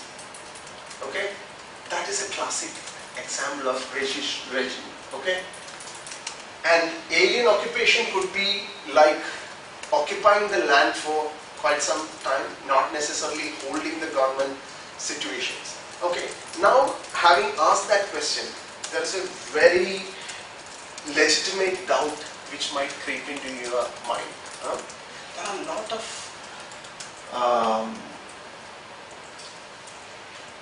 examples across the world where people in the country ask for autonomy, right? It happens in many countries across the world. Catalan, I don't want to speak about your place, as you said, just to make sure that there is political sensitivity on that. I don't speak about my country either. We just have to make it safe. So Scotland. So many countries, they want to get separate identity. Okay, if you do that, whether that comes under this category? No, because you don't have a racial supremacy or racial domination there. Okay, you don't have alien occupation. It is not colonial domination either. Okay, so all those self-determination fights which are happening across the world are not considered, many of them are not considered as this category of international armed conflict. States are not ready to accept it. Okay, so these are like autonomy, self-determination within the boundaries of a state, which might ask for a total independence also. You never know. For instance, if I may quote what the Kashmiris are asking in India, they are asking for a separate country. Not everyone. There are separatist groups which are asking for an autonomous or independent Kashmir. Some people are asking for it. So it is also possible. So even then, you don't see a racial difference between the people of India and people of Kashmir. Okay, there is no alien occupation. What defines us as Indian is very much there with Kashmiris as well. So there is a link which defies this definition and make it an international armed conflict situation. Okay, so that is something which you might come across in your problem also. A very good chance there would be a question relating to this as well, the classification. So it is important to remember the aspects. So is it clear what is international armed conflict? Okay. Non-international armed conflict. Okay. The second category of armed conflict actually happens within the boundary of a country. Okay.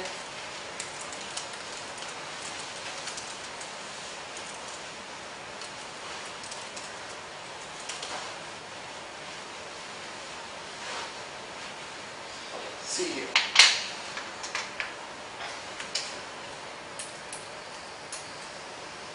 State X. Okay.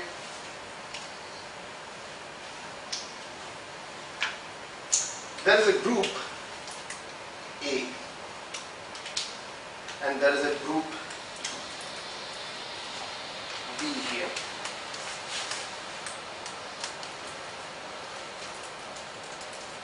They think that they are different from the state A because of many reasons. Like they think that they belongs to a separate race or they belong to a separate cultural ethnic group. So they want a separate land. Wherein A think that they are the legitimate rulers of state X. Okay? Because of many reasons. They think that they are racially supreme, so they should be the government of state X.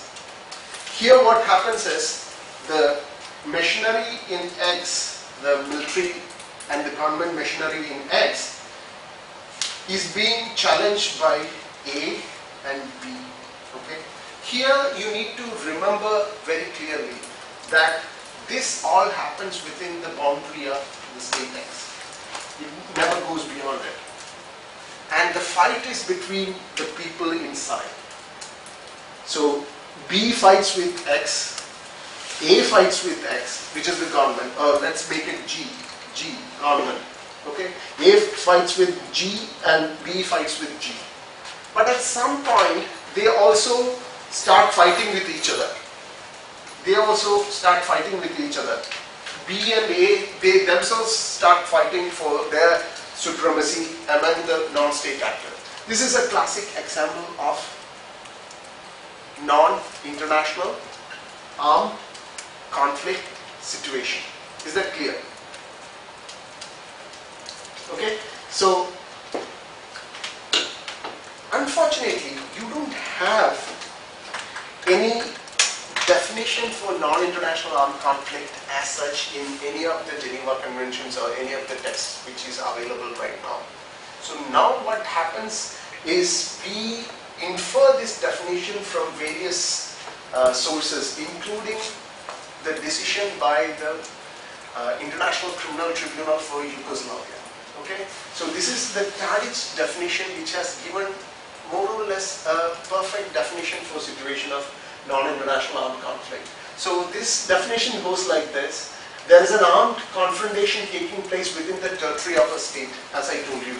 Within the territory of a state, it is not beyond the borders. Okay, government versus the armed insurgent groups, or between themselves. I told you B fighting with the government, A fighting with the government, or sometimes it is possible that B and A fight with each other. That has also happened in many situations where the groups started fighting with each other. A good example I can cite is Liberia. After the United States withdrawn from there, the groups started to fight each other to get supremacy. Afghanistan, before Taliban came into existence, small groups, they started fighting each other to get the supremacy. Okay, so these are the situations where armed violence would amount to situations of non-international armed conflict situations. And the reasons for fighting each other includes taking over the power, or to obtain greater autonomy within the state, or to secede and create their own state. So usually non-international armed conflict is fought for political reasons. That you have to remember very clearly. Okay? The normal law and order situations are not considered as non-international armed conflict situations. Because you see that there are a lot of economic crimes happening in different parts of the world, especially with the underworld and the drug trafficking, etc. happening. And the violence happening in such places are of very high threshold, which can be called as a non-international armed conflict. But they are not considered as a non-international armed conflict situation. They are rather considered as law and order situations. Okay? So the reason for fighting non-international armed conflict is very important to be taken into consideration. And there are various reasons for such fights. Human rights oppression could be one reason. So people fighting against human rights oppression in a state. If a minority is being oppressed, people would take up arms and fight against the government. That could be another good example for it. Okay. Then there are situations where the government system crumples and somebody else wants to step in as the government. That has happened in Afghanistan in late 70s and early 80s, where groups started to get into power by fighting each other, etc., etc. So this seems like an easy situation where groups fighting with the government or groups fighting each other can be called as a non-international armed conflict. But it doesn't end there. Okay, when you want to classify that or distinguish that with the internal disturbance or tension, then there is a small trouble. Okay? So this situation, this situation, I jumped one slide, we will go back to that. If you want to compare with this is also a situation similar to it, where you have the state, the fight happens within the boundary of a state. Okay? The fighting is between two groups or between a group and a government. Everything is similar. So how you will make out that difference between these internal disturbances and tension? And in cases of internal disturbances and tension, IHL doesn't apply. It is not classified as an armed conflict. Okay? So it is important for you to make out the difference between internal disturbances and tension and non-international armed conflict situation. Okay? So there are few things you may want to jot down. One is the reason for the fight. Okay? Reason. Political reason. Okay? Or human rights issues. Racial oppression.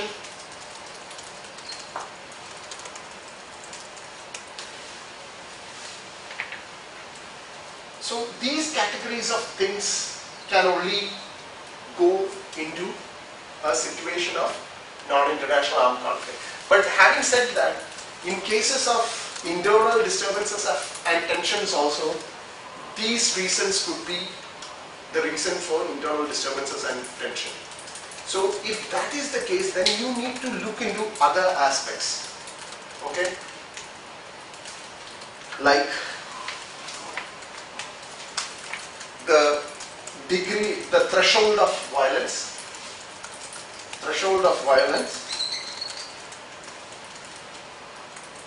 the longevity of the violence,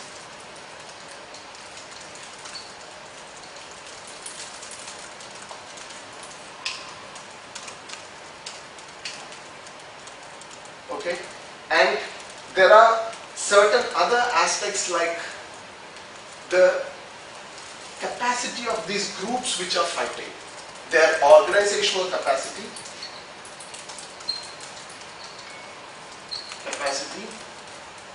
okay, hierarchy in their organization. So all these things need to be taken into account while deciding whether it is a non-international armed conflict or an internal disturbances or tension.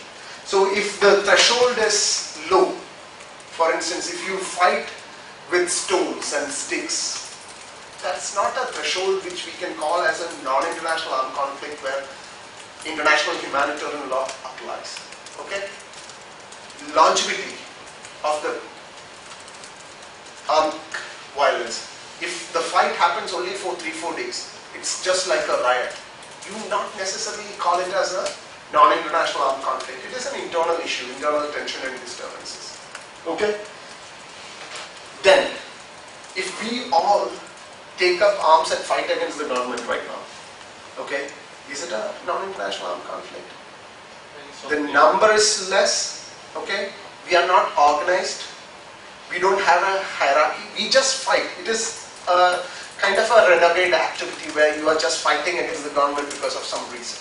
Okay, you need to have a structure, organizational structure, you have an organizational motive and objective to achieve something. So you need to have a hierarchy and organization. Actually, these two has come later on and is a mandatory requirement under additional protocol to qualify as a non-international armed conflict situation. The organization and hierarchy, which includes distinguishable insignia like uniform or something, carrying weapons openly. These are the requirements under additional protocol 2. But the common article 3, we will see that in a bit what all laws apply in non-international armed conflict situation. This is common article 3 threshold. Common article 3 threshold is the reason, the threshold the length of the conflict, etc., etc., along with the objective behind the conflict. So this comes here.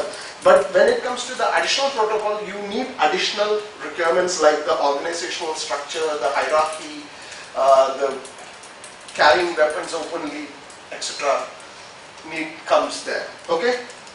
So that is the essential difference between internal tensions and disturbances with that of non-international armed conflict. Is that clear?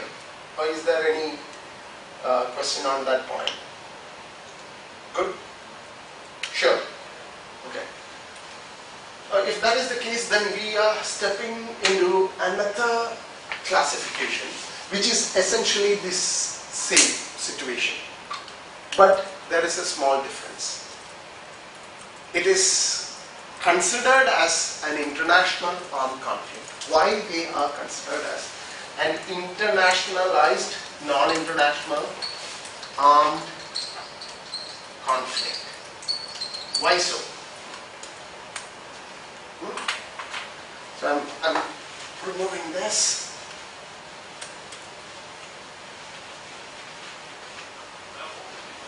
Okay.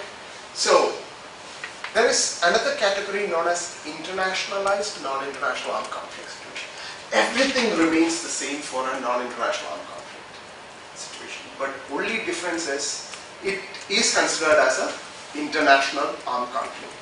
The reason being, think that there is a state B here, the old colonial state we were discussing about. State B intervenes in this non-international armed conflict. It might become an internationalized non-international armed conflict. Not all the situations. Not every time it becomes an internationalized one. The interference or the intervenience of this country B in this non-international armed conflict, supporting the rebel group, then it becomes an internationalized armed conflict. On the contrary, if B is supporting the government here, then it is not an internationalized one. Please listen carefully. If you don't understand the concept, please let me know. Okay? Internationalized, non-international armed conflict happens when there is a third state intervention in a non-international armed conflict situation. Is that clear? And again, you have to keep it in your mind that not all situations of interference becomes an internationalization. In order to consider a non-international armed conflict as an internationalized non-international armed conflict, you need the support from the third state given to the rebel side. Okay? Then only it is considered as an internationalized non-international armed conflict. Can you give me a logic why it is so? Because anyway there is an interference by a third state. Because if it is support for the state, then it is still a state against a non-state group of people. Whereas if the support is given to the non-state group, it escalates between conflict between different states. Absolutely. So you now understand what it is, right? Okay? Because if the influence is towards the government, then there is no actual fight between two states happening. The support from state B to state X goes to the government, and the reinforced force of state X is fighting against the rebels. Okay? So there is no internationalization happening. But wherein, in cases of B supporting the rebels, what happens is the support goes this way. And in effect, in disguise, actually it is B who is fighting state X. Okay? Is that clear enough? Okay? Fine? Good. So, can I hope that you all understood these classifications clearly? Any question? No? Good. Okay. Now, the application of international law. As I told you, why we need a classification being done in armed conflict situation is to apply international humanitarian law respectively to the situation accordingly. Okay, so here I can just show you.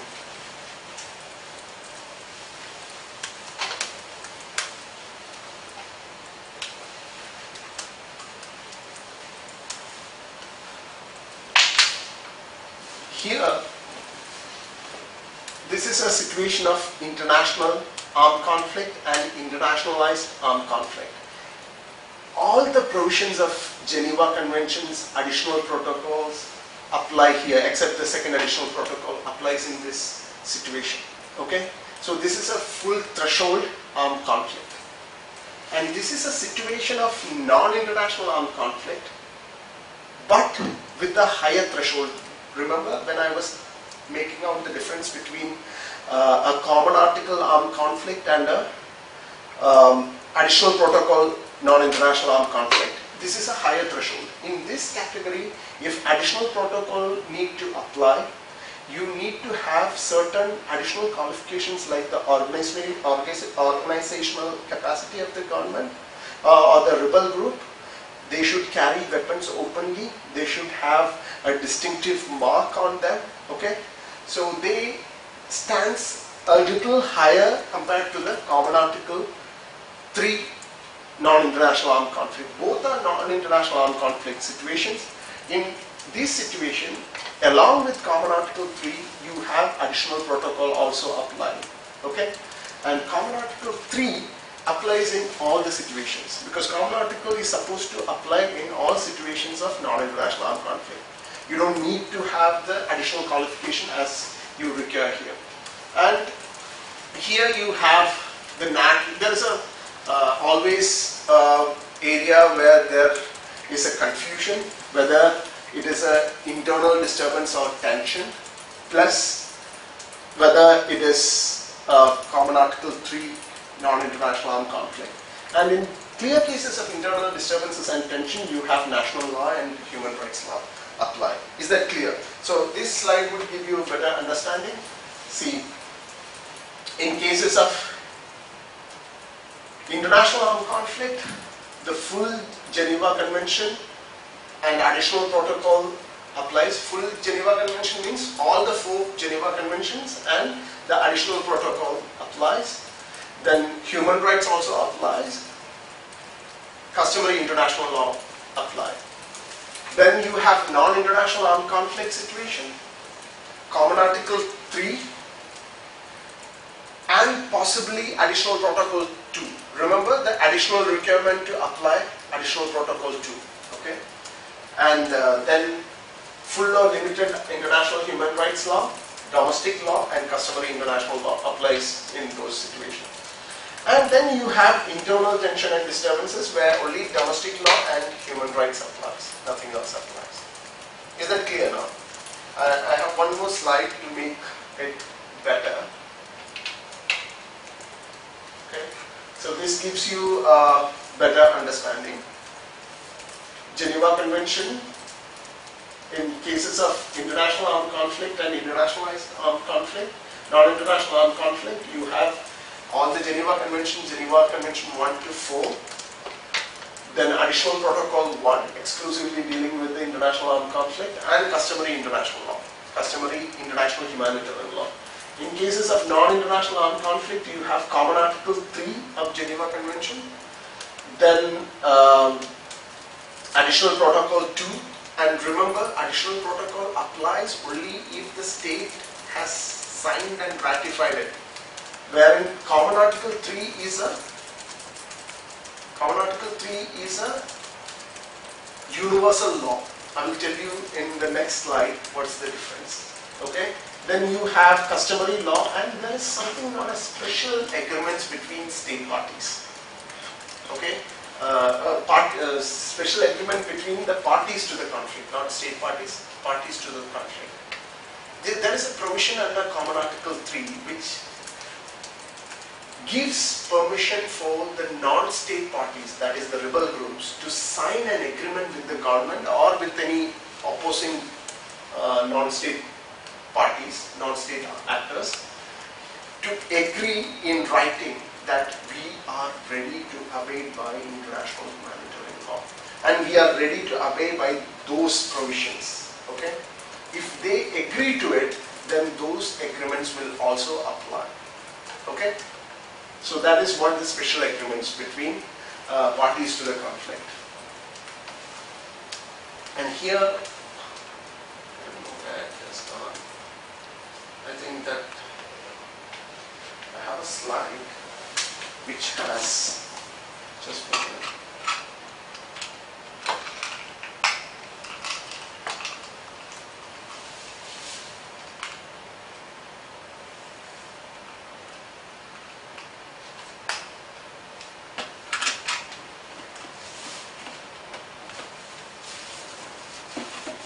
I don't know, I might have missed that. You know, there is a slide which shows the accession rate of all these conflicts, all these conventions. I missed it. I can give you later, you know, how many countries have done ratification for these laws. So why I wanted you to see that as Geneva Conventions, as we have seen.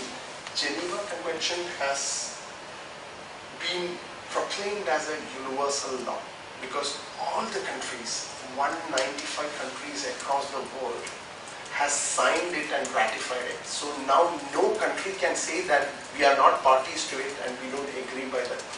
So that is why I told you Common Article 3 of Geneva Conventions is applicable in all situations of non-international armed conflict, whether the states agree or not, because they have already gone through that process of ratification and it has become a universal law. But additional protocol is not yet there. It is still around 100 and something, and it is not a universally accepted one. So if a country is not a signatory to additional protocol, then provisions of additional protocol may not apply. But the same is the case here. All the Geneva Convention provisions are applicable in international armed conflict because all the states have signed it. There is no doubt about it and it is applicable. They can now deny it. And customary international law is certain norms in international humanitarian law which has achieved certain status. You know, we will discuss about the customary international law later. But I want to mention to you about certain use cogents principles which has evolved out of all this process over the years. There are certain principles under international law which is now we call as use cogents principles, like the crimes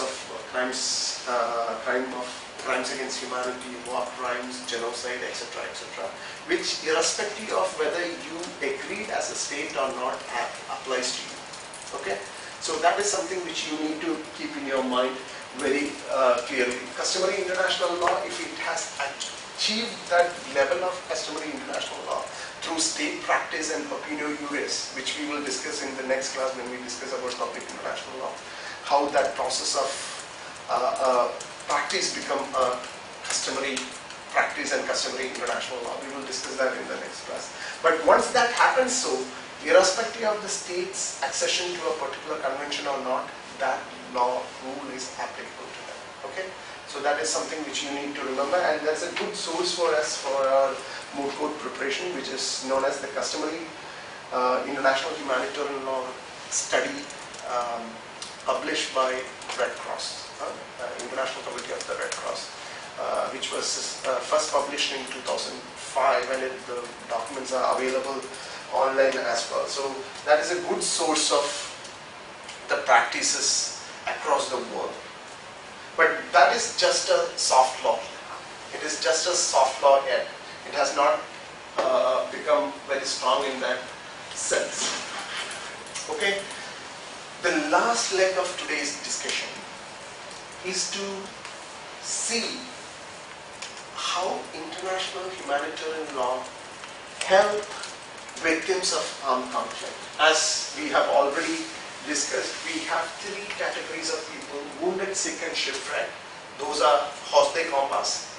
Then you have civilians, normal civilians who are residing in a place where the armed conflict is happening. And the third category here is persons deprived of liberty.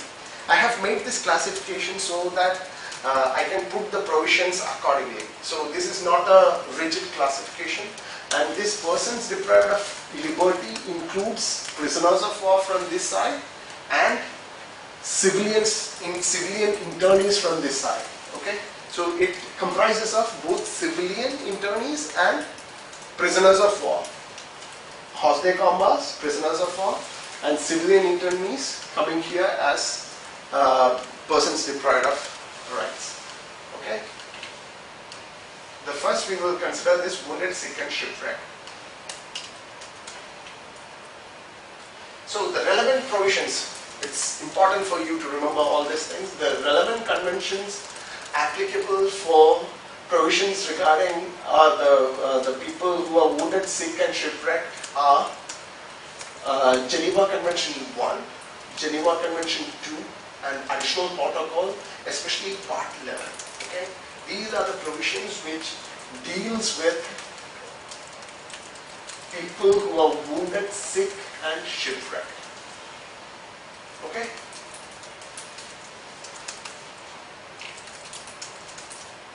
The first Geneva Convention deals with war in land, second deals with war at sea, and third, Part 2 of Additional Protocol 1 deals with the protection of wounded, sick, and shipwrecked person, whether they be civilians or members of armed conflict. So the civilians get the protection of Geneva Convention 1 and 2 now because of this part of Additional Protocol 1. Because when the Geneva Convention 1 and 2 were made, they never thought that these provisions would apply in situations of conflict where civilians are involved. As I told you, those were earlier products, but later on the nature of conflicts changed. Now even a civilian who is wounded gets the same protection as a wounded soldier would get. Okay, so we will quickly go through the provisions.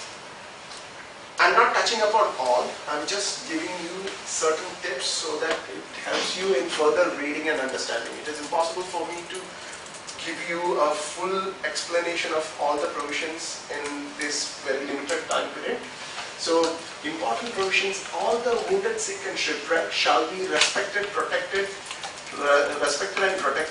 be treated humanely, and shall receive to the fullest possible extent medical care and attention. That is under Geneva Convention 1, Article 12, Geneva Convention 2, Article 12, and Additional Protocol 1, Article 10. Okay? Take all possible measures to search for and collect wounded, sick, and shipwrecked to protect them against pillage. Pillage is looting during an armed conflict situation. Okay? Pillage and ill treatment, and ensure their adequate care, as well as to search for death and prevent their being despoiled. So respecting the dead soldiers and civilians also is a part of the provisions under international humanitarian law. It also speak about search for wounded people and take care of them and treat them, which is also a part of this IHL provision. Must ensure that burial, cremation, and burial at sea of the dead carried out individually as far as circumstances permit. So respecting the dead soldiers, etc., are also taken care of. The civilian population and relief organizations will be authorized to collect and care for wounded, sick, and shipwrecked. Because during an armed conflict, it might not be possible for the state parties, the conflict parties to the conflict, could go out and search for wounded people and take care of them. So what they do is they kind of outsource it to international organizations and NGOs. The organizations like International Committee of the Red Cross, UN bodies, etc., they the Doctors Without Borders, etc., they go into such situations and take care of these wounded people. So the law itself provides protection for such relief organizations to go into the conflict situation and help people. Okay, the civilian population, that we have mentioned, that military or civilian medical units are protected. That is a war crime if you attack a medical unit during armed conflict situation. Then finally, protection of Red Cross and Red Crescent emblem. You know, people who work for humanitarian reason, they would carry this emblem of Red Cross or Red Crescent. And if they are attacked, then again that is also a war crime. Okay? So remember, that's a grave breach which ultimately becomes a war crime during armed conflict. Then detained persons.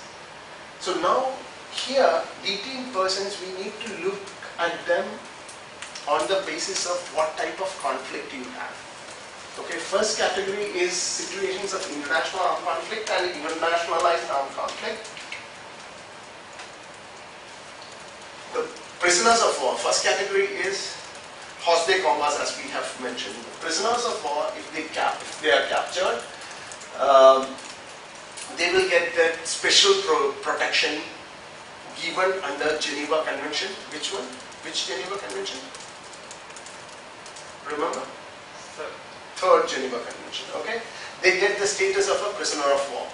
If they get the status of a prisoner of war, then you get a lot of privileges, including protection to your life and dignity. Okay? So that is why the status of prisoner of war is very important. And who all can be prisoners of war is mentioned. Members of armed forces, except the religious and medical personnel. As I told you, they are not considered as combatants, but they get the equal status as a prisoner of war, but they are not considered as prisoner of war. They cannot be kept within the camp.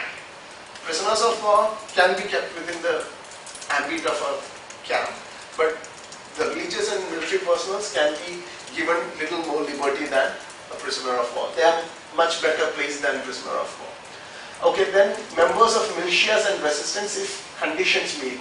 So there are certain conditions, you know, which really require or rather need to be satisfied if a group of militias or resistance are considered as a prisoner of war. We will see that in detail when we have a situation in hand, otherwise it will take a lot of time to explain that. So, but remember that they can also get a prisoner of war status, provided they get certain qualifications met with. Okay, I want you to remember that very clearly. Then members of mass rising, levy and masse. I told you about levy and masse, people resisting an invading army. They get prisoner of war status, irrespective of being a civilian. They are not combatants, but they are civilians. Still they get the prisoner of war status. Then persons accompanying armed forces with the consent of that army. This includes people like the logistic people in an armed force. Sometimes you get people like war journalists who work for armed forces. These people would get similar protection as that of prisoner of war, and they will be declared as prisoner of war as well. The members of merchant, marine and crew of civil aircraft, they also get prisoners of war during an armed conflict situation. If you are captured by your enemy country, then you are supposed to get this protection. If you are a merchant marine, what is merchant marine? A person who runs a commercial ship, okay, during an armed conflict situation. And the reason being, ships and aircrafts, they carry the flag of that country where it is registered. So if I travel in an Indian ship, I will be carrying an Indian flag on it. If you are from Hong Kong or China, whatever, if the ship is registered here, as per the law of the land, you have to carry the flag of that particular country.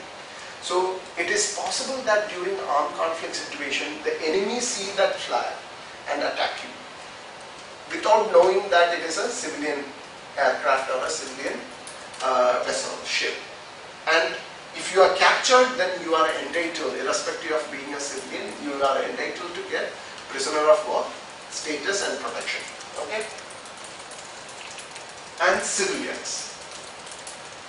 Civilians can also be interned or put behind bars during armed conflict situation for security reasons.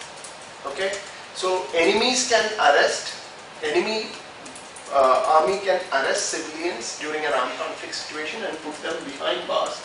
But for security reasons, and once that security reason is over, they need to release them as early as possible. That is very important to remember. And there are security and administrative detainees who are civilians, who are not military personnel, but who are civilians. But they are arrested because you apprehend them as part of the enemy machinery. For instance, civilian spies, military chaplains and medical personnel. These people, they need to be given human treatment and fair trial during armed conflict situation, during the period of that detention. They need to be given human treatment and fair trial. And military spies, you know who are spies, right? 007 type people. So they don't get prisoner of war status. That is something which you need to remember very clearly. If you are a spy and you belong to a military, you won't get the protection under international humanitarian law. Absolutely no protection. Okay? You will be considered as a civilian whatsoever, and you can be prosecuted for the espionage. Nothing can be supported. And there is another category which is also not mentioned here. Those people also don't get any protection, and they are known as mercenaries. Is it mentioned somewhere? No. Mercenaries. Who are mercenaries? Any idea who are mercenaries? Mercenaries are... I will tell you, I can give you a live example. I'm not a citizen of this country, right? I join your army for a highly paid salary and I fight for you. That is a clear example of a mercenary. Mercenary is an armed force member who is paid for fighting irrespective of his nationality or allegiance. So mercenaries during the medieval period, a lot of people went out as mercenaries. For instance, countries like Switzerland and small countries in Central Europe, they don't have strong armies, they don't even fight with other countries. They don't have enough firepower to have a war or battle. So what they do is, the people from those countries who are really good in fighting, they would go and join some other army for a price. But if you join an army as a mercenary, you don't get protection under international humanitarian law. You need to remember. So these are the two categories who won't get protection under international humanitarian law, even though you are a combatant or you are a part of an armed group. Okay? So I want you to remember that clearly. It is mentioned here. Civilians directly participating in hostilities, including civilian saboteurs, mercenaries, unlawful enemy combatants, unprivileged combatants, if captured, human treatment and fair trial, and no other rights prejudicial to the security of the state. So these people get less protection than that of a prisoner of war. Is that clear? Okay, so this is the detention during an international armed conflict situation. Now we are going to situations of non-international armed conflict situation. It is much lesser. In case of non-international armed conflict situation, which is corresponding to the civilian population during international armed conflict situation, there is no notion of prisoner of war. Okay? Because Geneva Convention 3 doesn't apply in non-international armed conflict situation. You remember that, right? So, because of that reason, there is no concept of prisoners of war during a non-international armed conflict situation. All the people who are detained need to be given human treatment and judicial guarantees. That is provided under Common Article 3. Okay? And again, no notion of combatants. State normally the only one authorized to use force under domestic law. So that's why you don't have a combatant status also. During an international armed conflict situation, a combatant cannot be prosecuted for what he had done. if I am a soldier and there was an international armed conflict, I cannot be prosecuted for murdering an enemy army officer. It is not possible. But in case of a non-international armed conflict, if I kill a military officer, I can be prosecuted for murder, okay, under the domestic law. So that is also something you need to remember from here. Okay, only those who directly participate in hostilities may get an object of an attack, applicable to civilian and military alike. So, as I told you, civilians lose their protection if they take up arms, if they actively participate in armed conflict. Once you take up arms and start fighting, then the army can kill you because you become a military object or military objective. Okay, is that clear? Okay, that is about detention during non-international armed conflict. And in case of internal tensions and disturbances, it is a situation of domestic law. So no international armed conflict provisions or non-international armed conflict applies. No application of IHL. Human rights law and domestic law applies. Status and possibility to use force depends on domestic law and human rights law. Okay? Protection for civilians. So as I told you, after the Second World War, there was a huge surge in provisions for protecting civilians during an armed conflict situation. Till that time, the provisions protecting civilians were very minimal. You remember the first Geneva Convention speaks about protection of wounded, sick and shipwrecked. First speaks about the land warfare. The second one speaks about the sea warfare. Third one speaks about the prisoners of war. So nowhere it is mentioned about how civilians are to be treated, how they need to be protected during an armed conflict situation.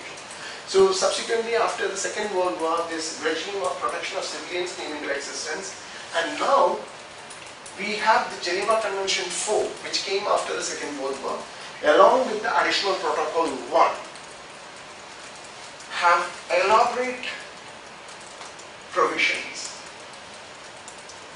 for protection of civilians. Okay, in a gist, if you want to know, the important provisions are the prohibition of attacks on civilian persons and civilian property, includes all acts of violence, whether committed in offense or defense. So when you attack someone, you need to make sure that you take appropriate precautionary measures during an armed conflict so that the people are protected. Then prohibition on indiscriminate attack. As he was mentioning, you need to make a distinction.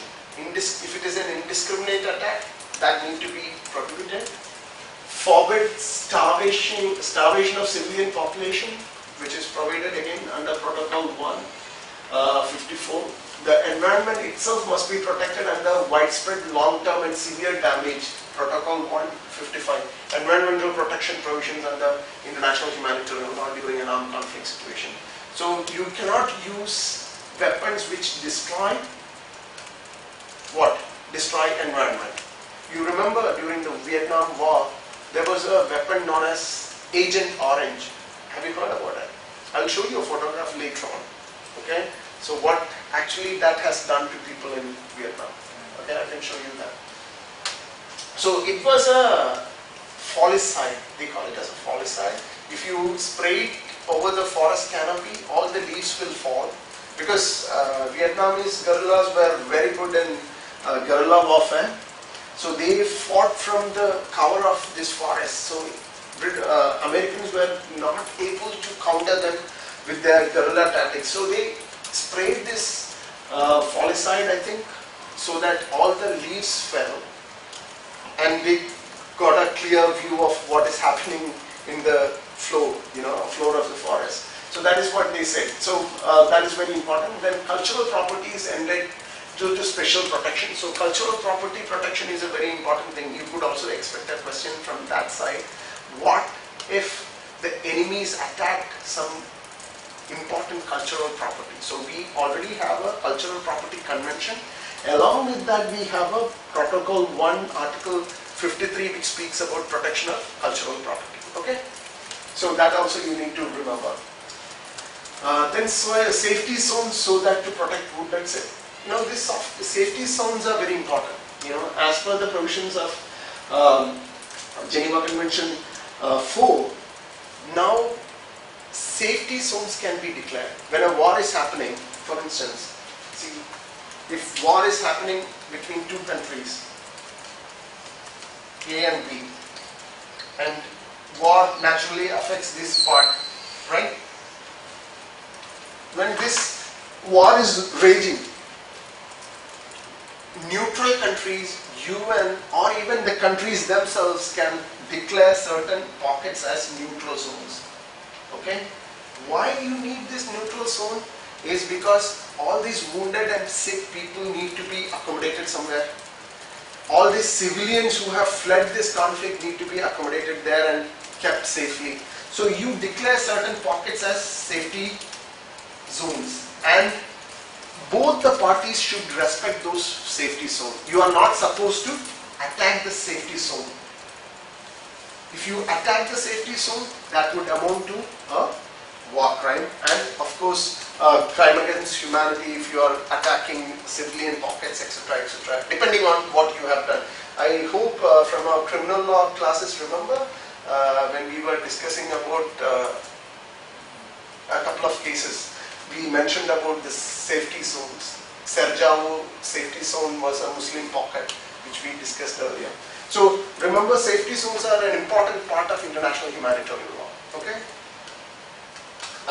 Then neutralized zones is almost the same concept with a different purpose. Then civil defense provisions are there. Civil defense is a voluntary effort from the civilian part.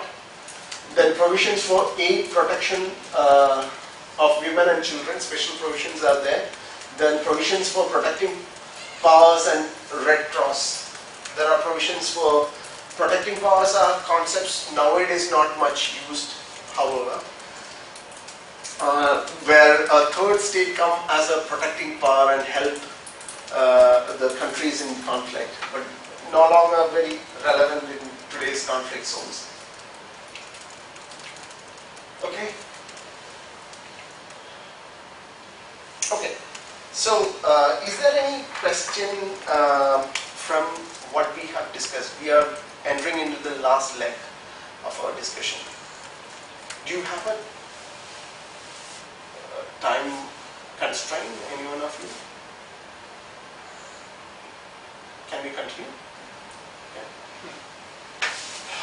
And it is not becoming too heavy for you, is it? It's all right. Okay. Okay. Fundamental principles of IHL. Okay.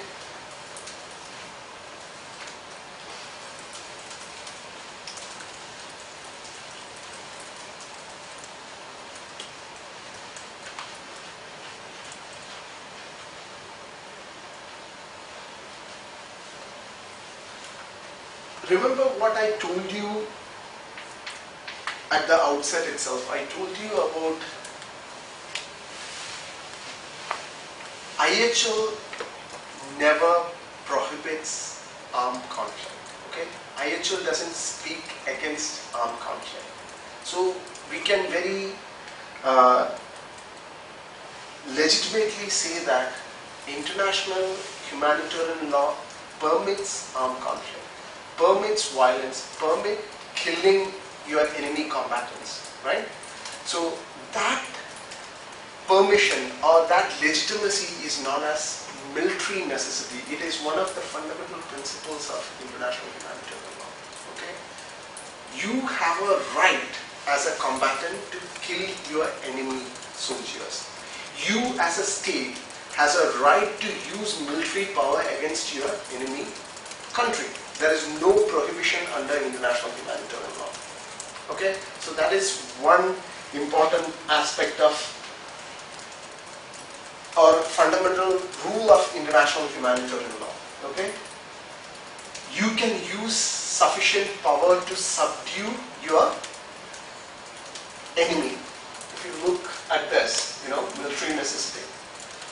It is permissible to use those measures not forbidden by international law, which are necessary to secure the complete submission of your enemy. as soon as possible with the least expenditure of personnel and resources. Recognizes that use of force during armed conflict is legal within the limits set out by IHL. What is the limit set out by IHL? We have seen that, right? Distinction, you have to make sure that you are not attacking the civilians, you are not attacking civilian objects. You have to have a military objective, not the civilian objective, and all those things. And prohibition in using certain types of weapons are also there. If you comply with all those things, it is not illegal to use armed force against your enemy. Okay? Further recognizes that legitimate military targets can be attacked, destroyed, and enemy combatants killed for legitimate military purposes. So this is what the military necessity principle speaks about. Okay?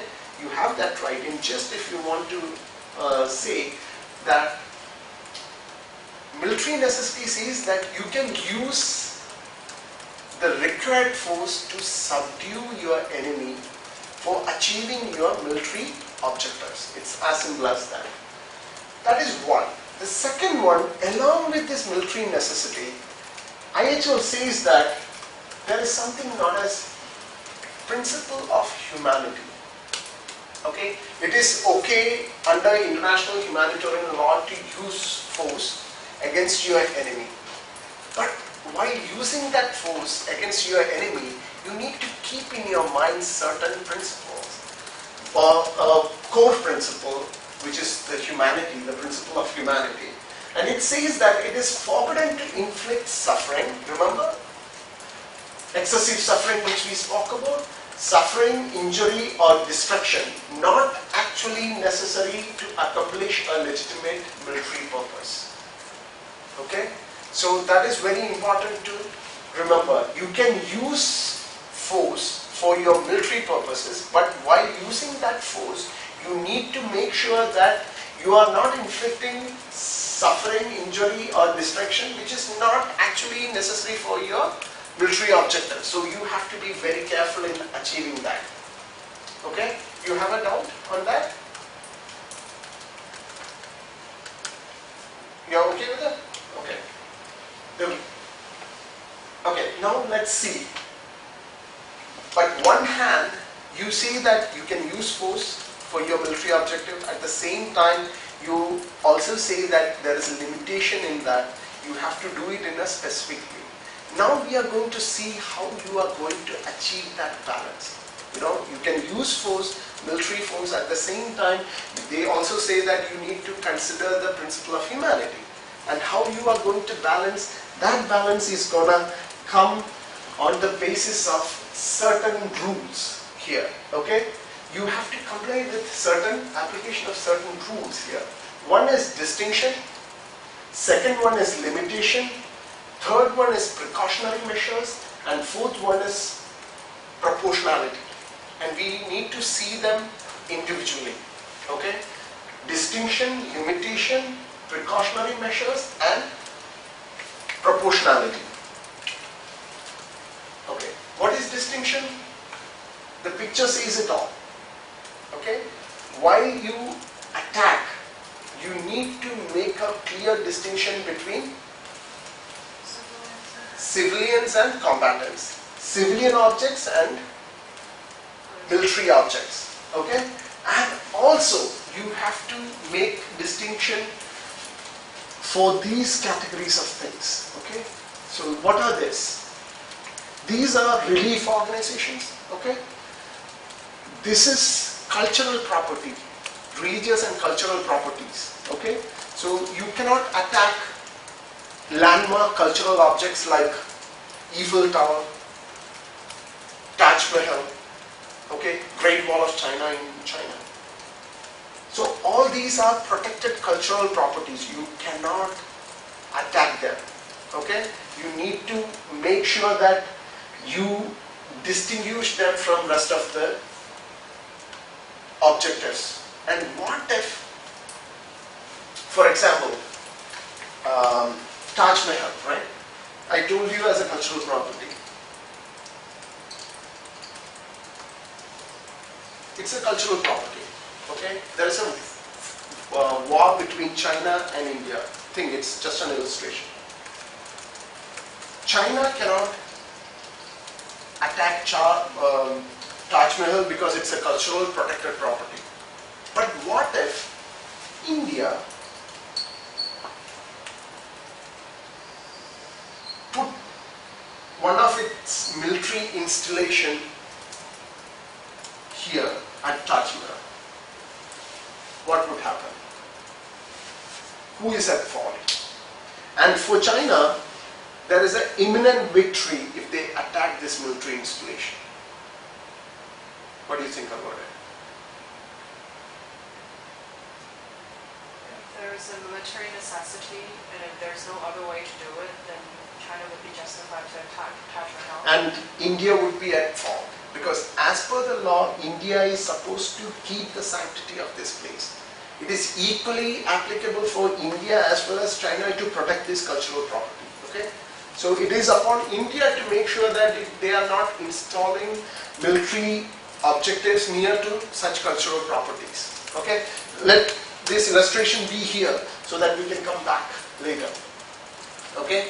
So that is what distinction. You need to distinguish between this. So this is cultural property, this is relief organization. These are objects of destruction if they are attacked, like nuclear installations, dikes, dams, etc. If you attack them, that will unleash powers which could destroy civilian property. Okay, if you attack a dam, a big dam, a hydroelectric power dam, it would wash down all the villages on its way, right?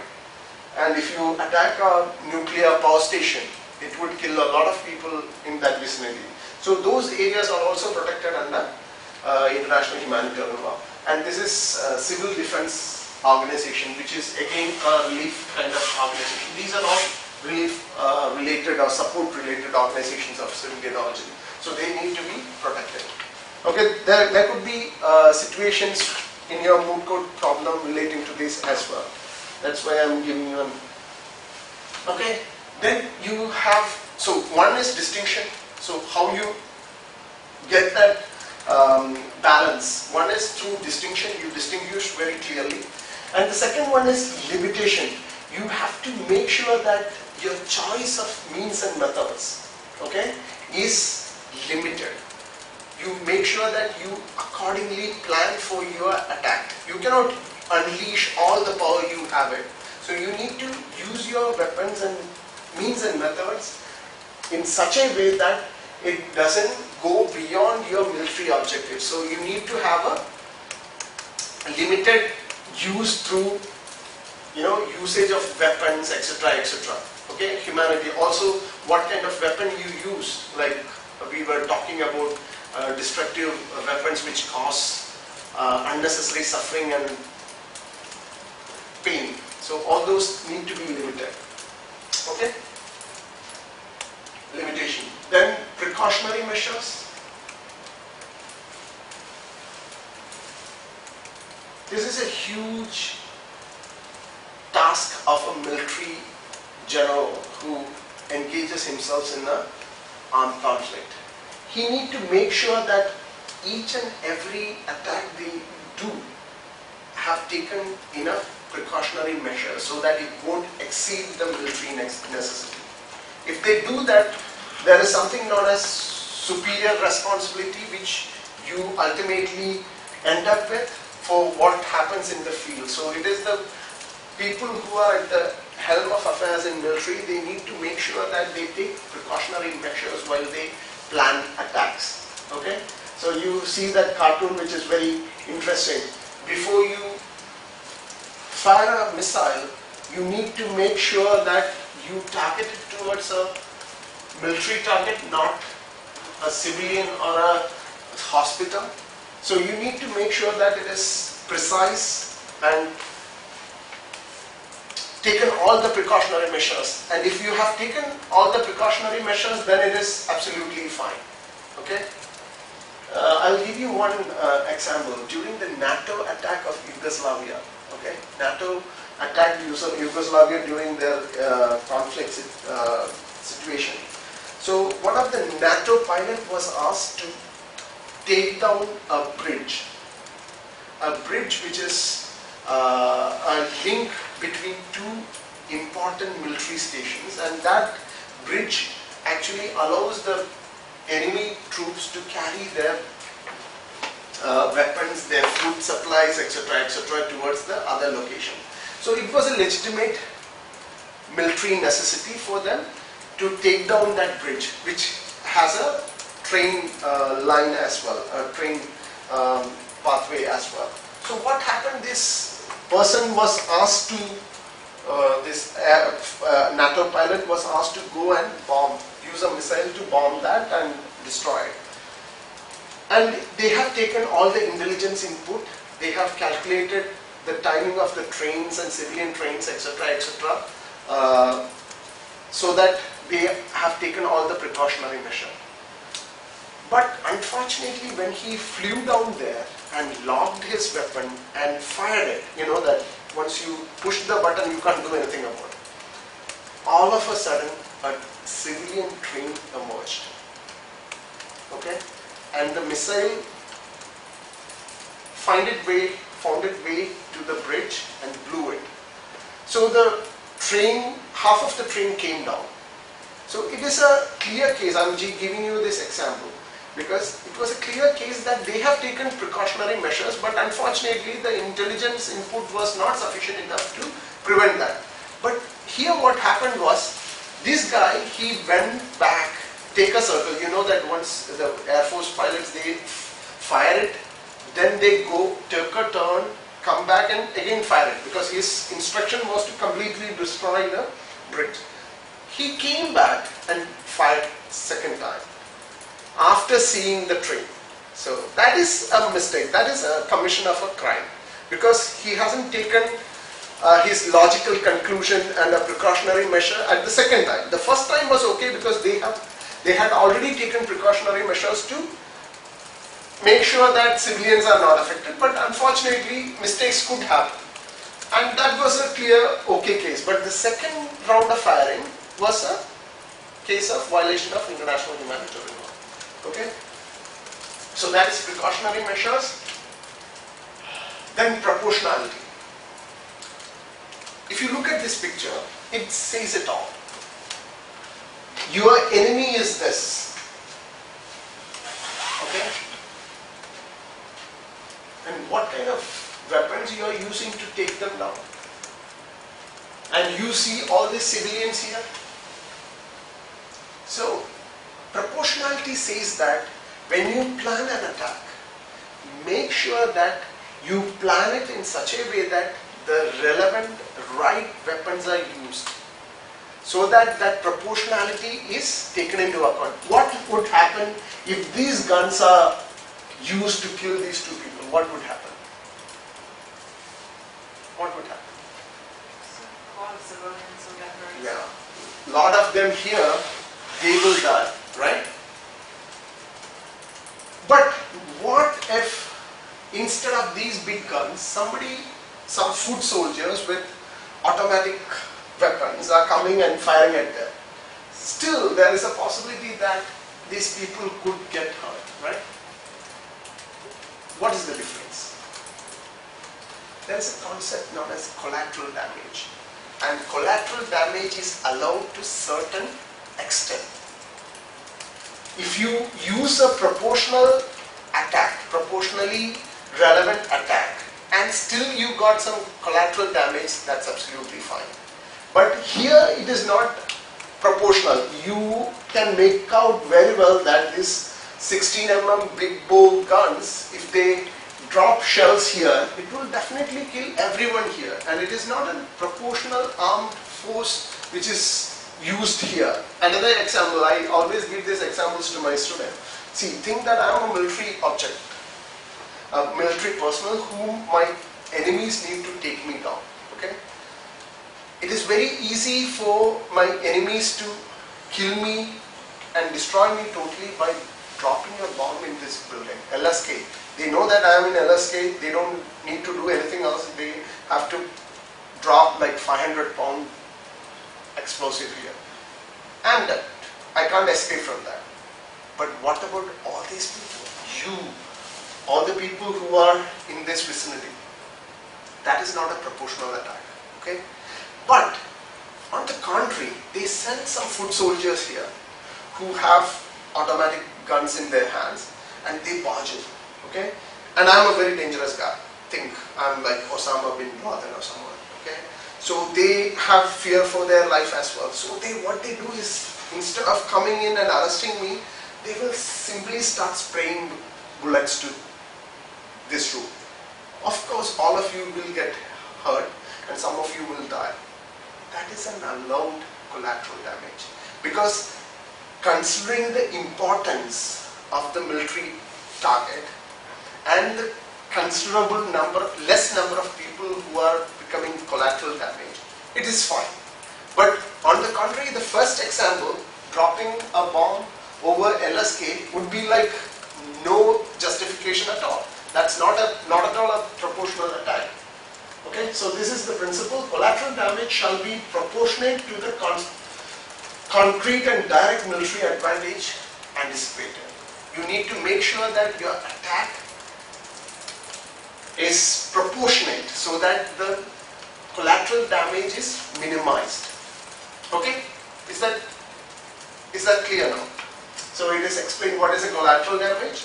Collateral damages are incidental loss of civilian life, injury to civilians and damage to civilian objects. What is a military advantage? Military advantage is the total or partial destruction, capture or neutralization of combatants or military objective necessary for ultimate submission of enemy. Okay? Proportionality and collateral damage.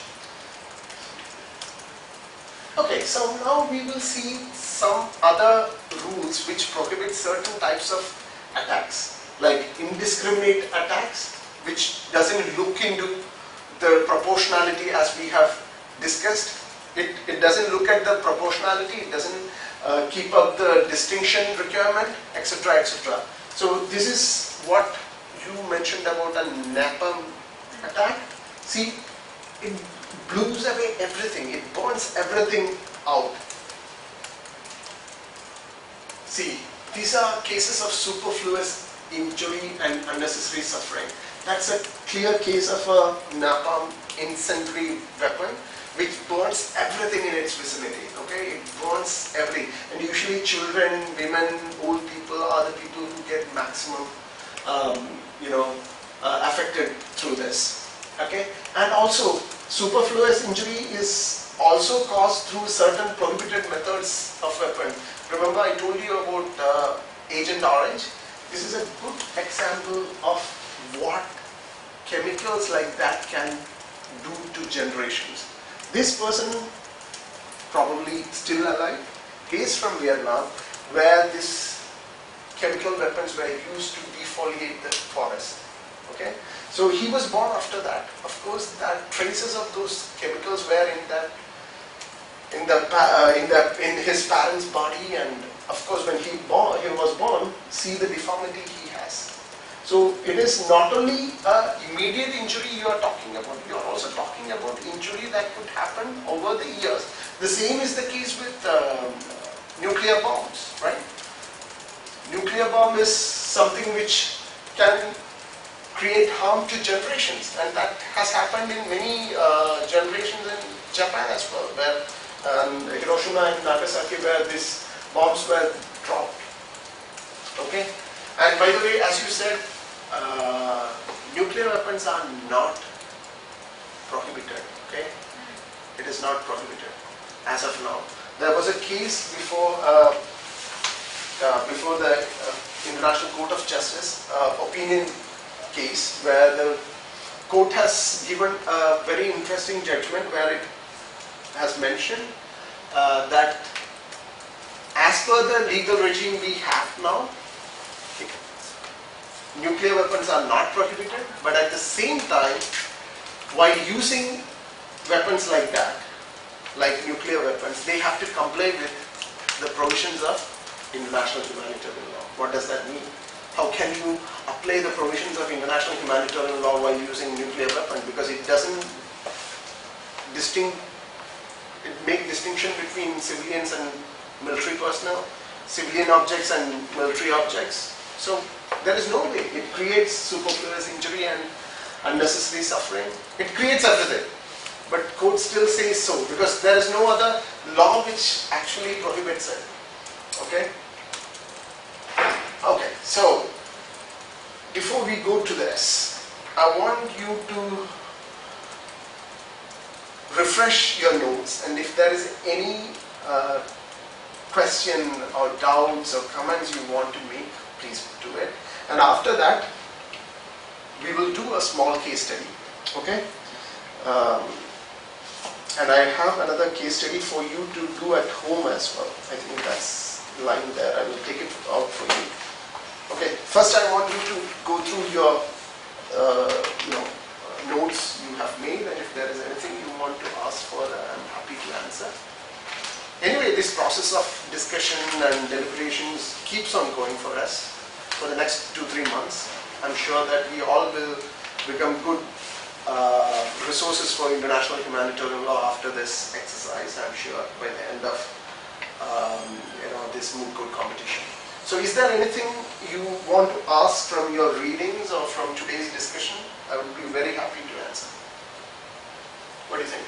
Is there anything which you thought need a little more clarity? I'm just thinking if someone commits a war crime, so what happens is that like afterwards they might get, it's like the problem question that we did for the interview, that there's no safe proceedings and the ICRC can do something.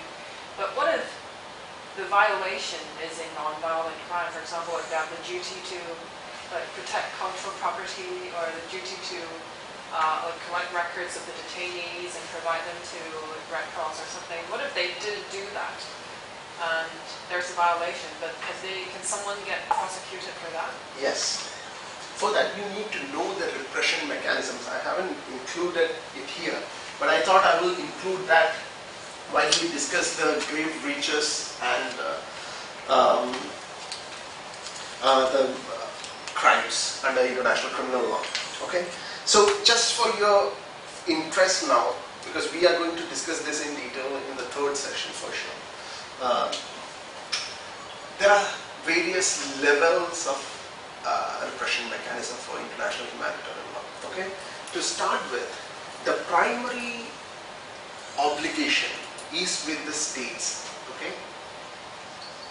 I told you that 195 countries, okay, have signed and ratified Geneva Convention. So as per the Geneva Convention, okay, every state has an obligation. Every state has an obligation to prosecute grave breaches of international humanitarian law.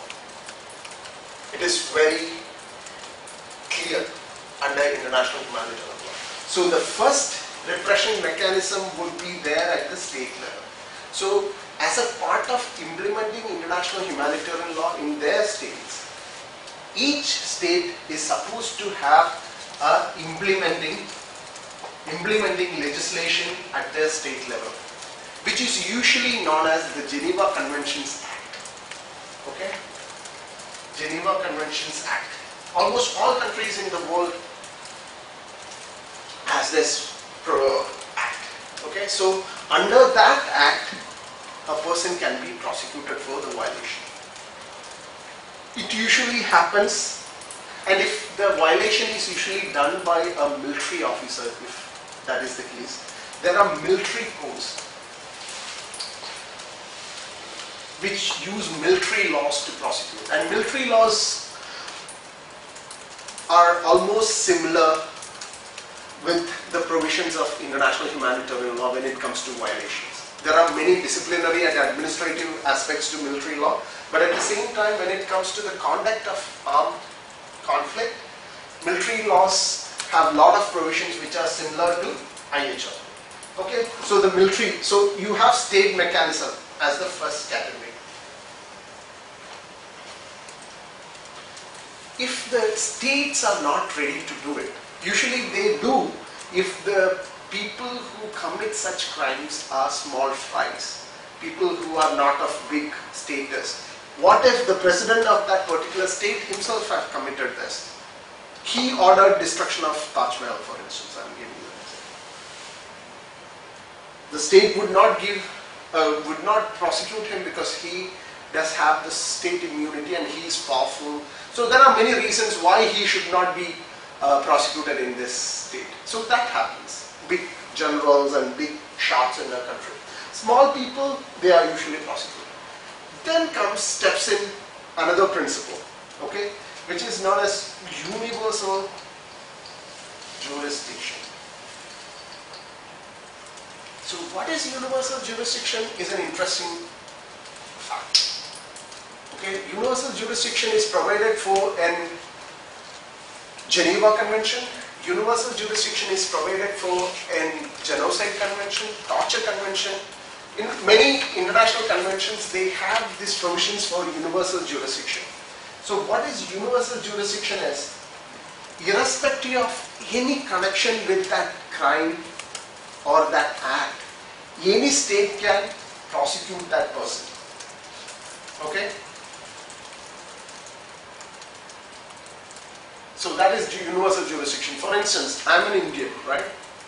I commit a crime in Hong Kong, a war crime in Hong Kong. Australia can prosecute me for what I did here. Australia doesn't have any connection with Hong Kong, nor with India, nor with me personally. And what I did was against Hong Kong citizen. So no connection whatsoever. So universal jurisdiction perceives that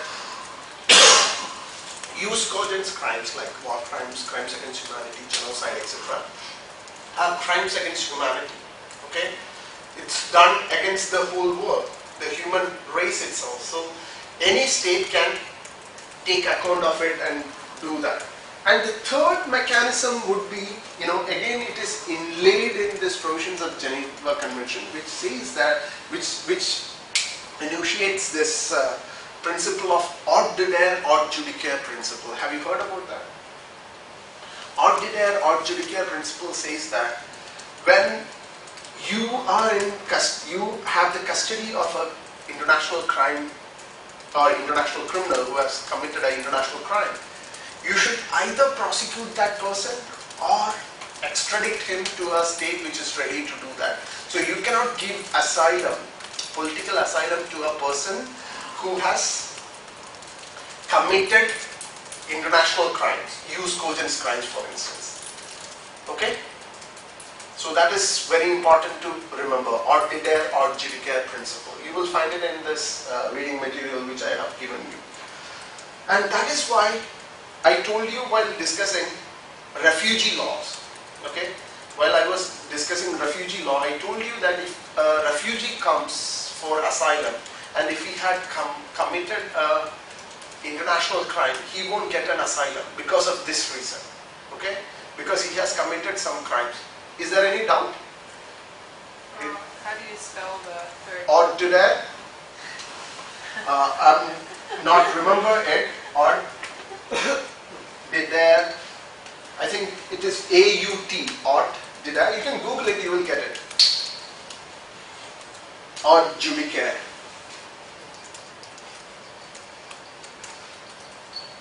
You could just still, Google it and get the word. Or otherwise, in the next slide, you will get it. Okay? It's not in English, by the way. It's Latin. Okay? So that is the third mechanism. And the fourth one is under chapter 7. Okay, here. Chapter 7 of United Nations Charter. UN Security Council has been given with strong powers to take action against such violations as a part of its responsibility to keep peace and security at international level. In codes like ICTY, ICTR, Sierra Leone Special Court, Court of Lebanon. So all these codes has been one way or another constituted under this power. Okay? And remember, this happened before 2002 July. All these incidents happened before 2002 July. So Security Council has constituted something like this. So there is always a possibility of doing it. Okay? If that was the case before 2002 July. Okay? Now, after 2002 July, we have what? International Criminal Court. International Criminal Court under the Rome Statute.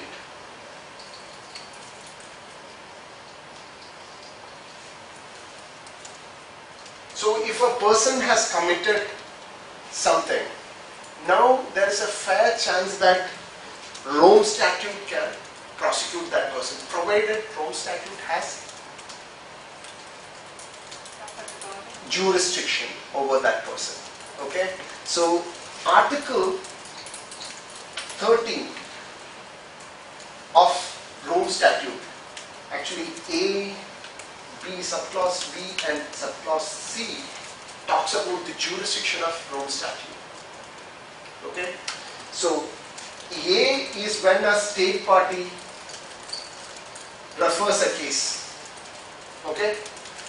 C is a situation where the prosecutor himself takes up a case. We call it as proprio moto or suo moto, taking a case by himself for investigation. Okay? C is prosecutor.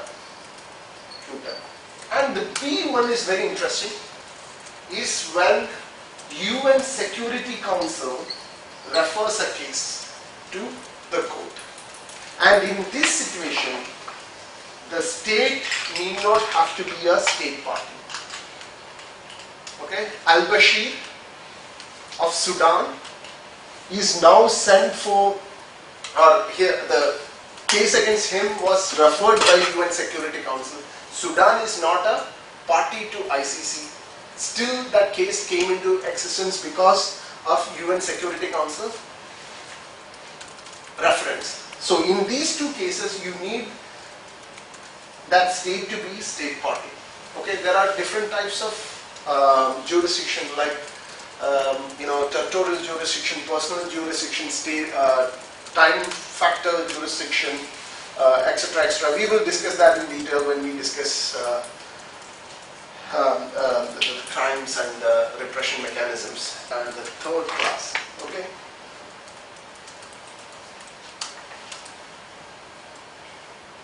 Any more questions? No? Good? Tired? We need Carter badly now. Now we can go for a dinner, right? Sorry. So now we will do this little exercise. So this is a determination of application of international humanitarian law. You need to classify the concept and then see what all provisions apply. Okay?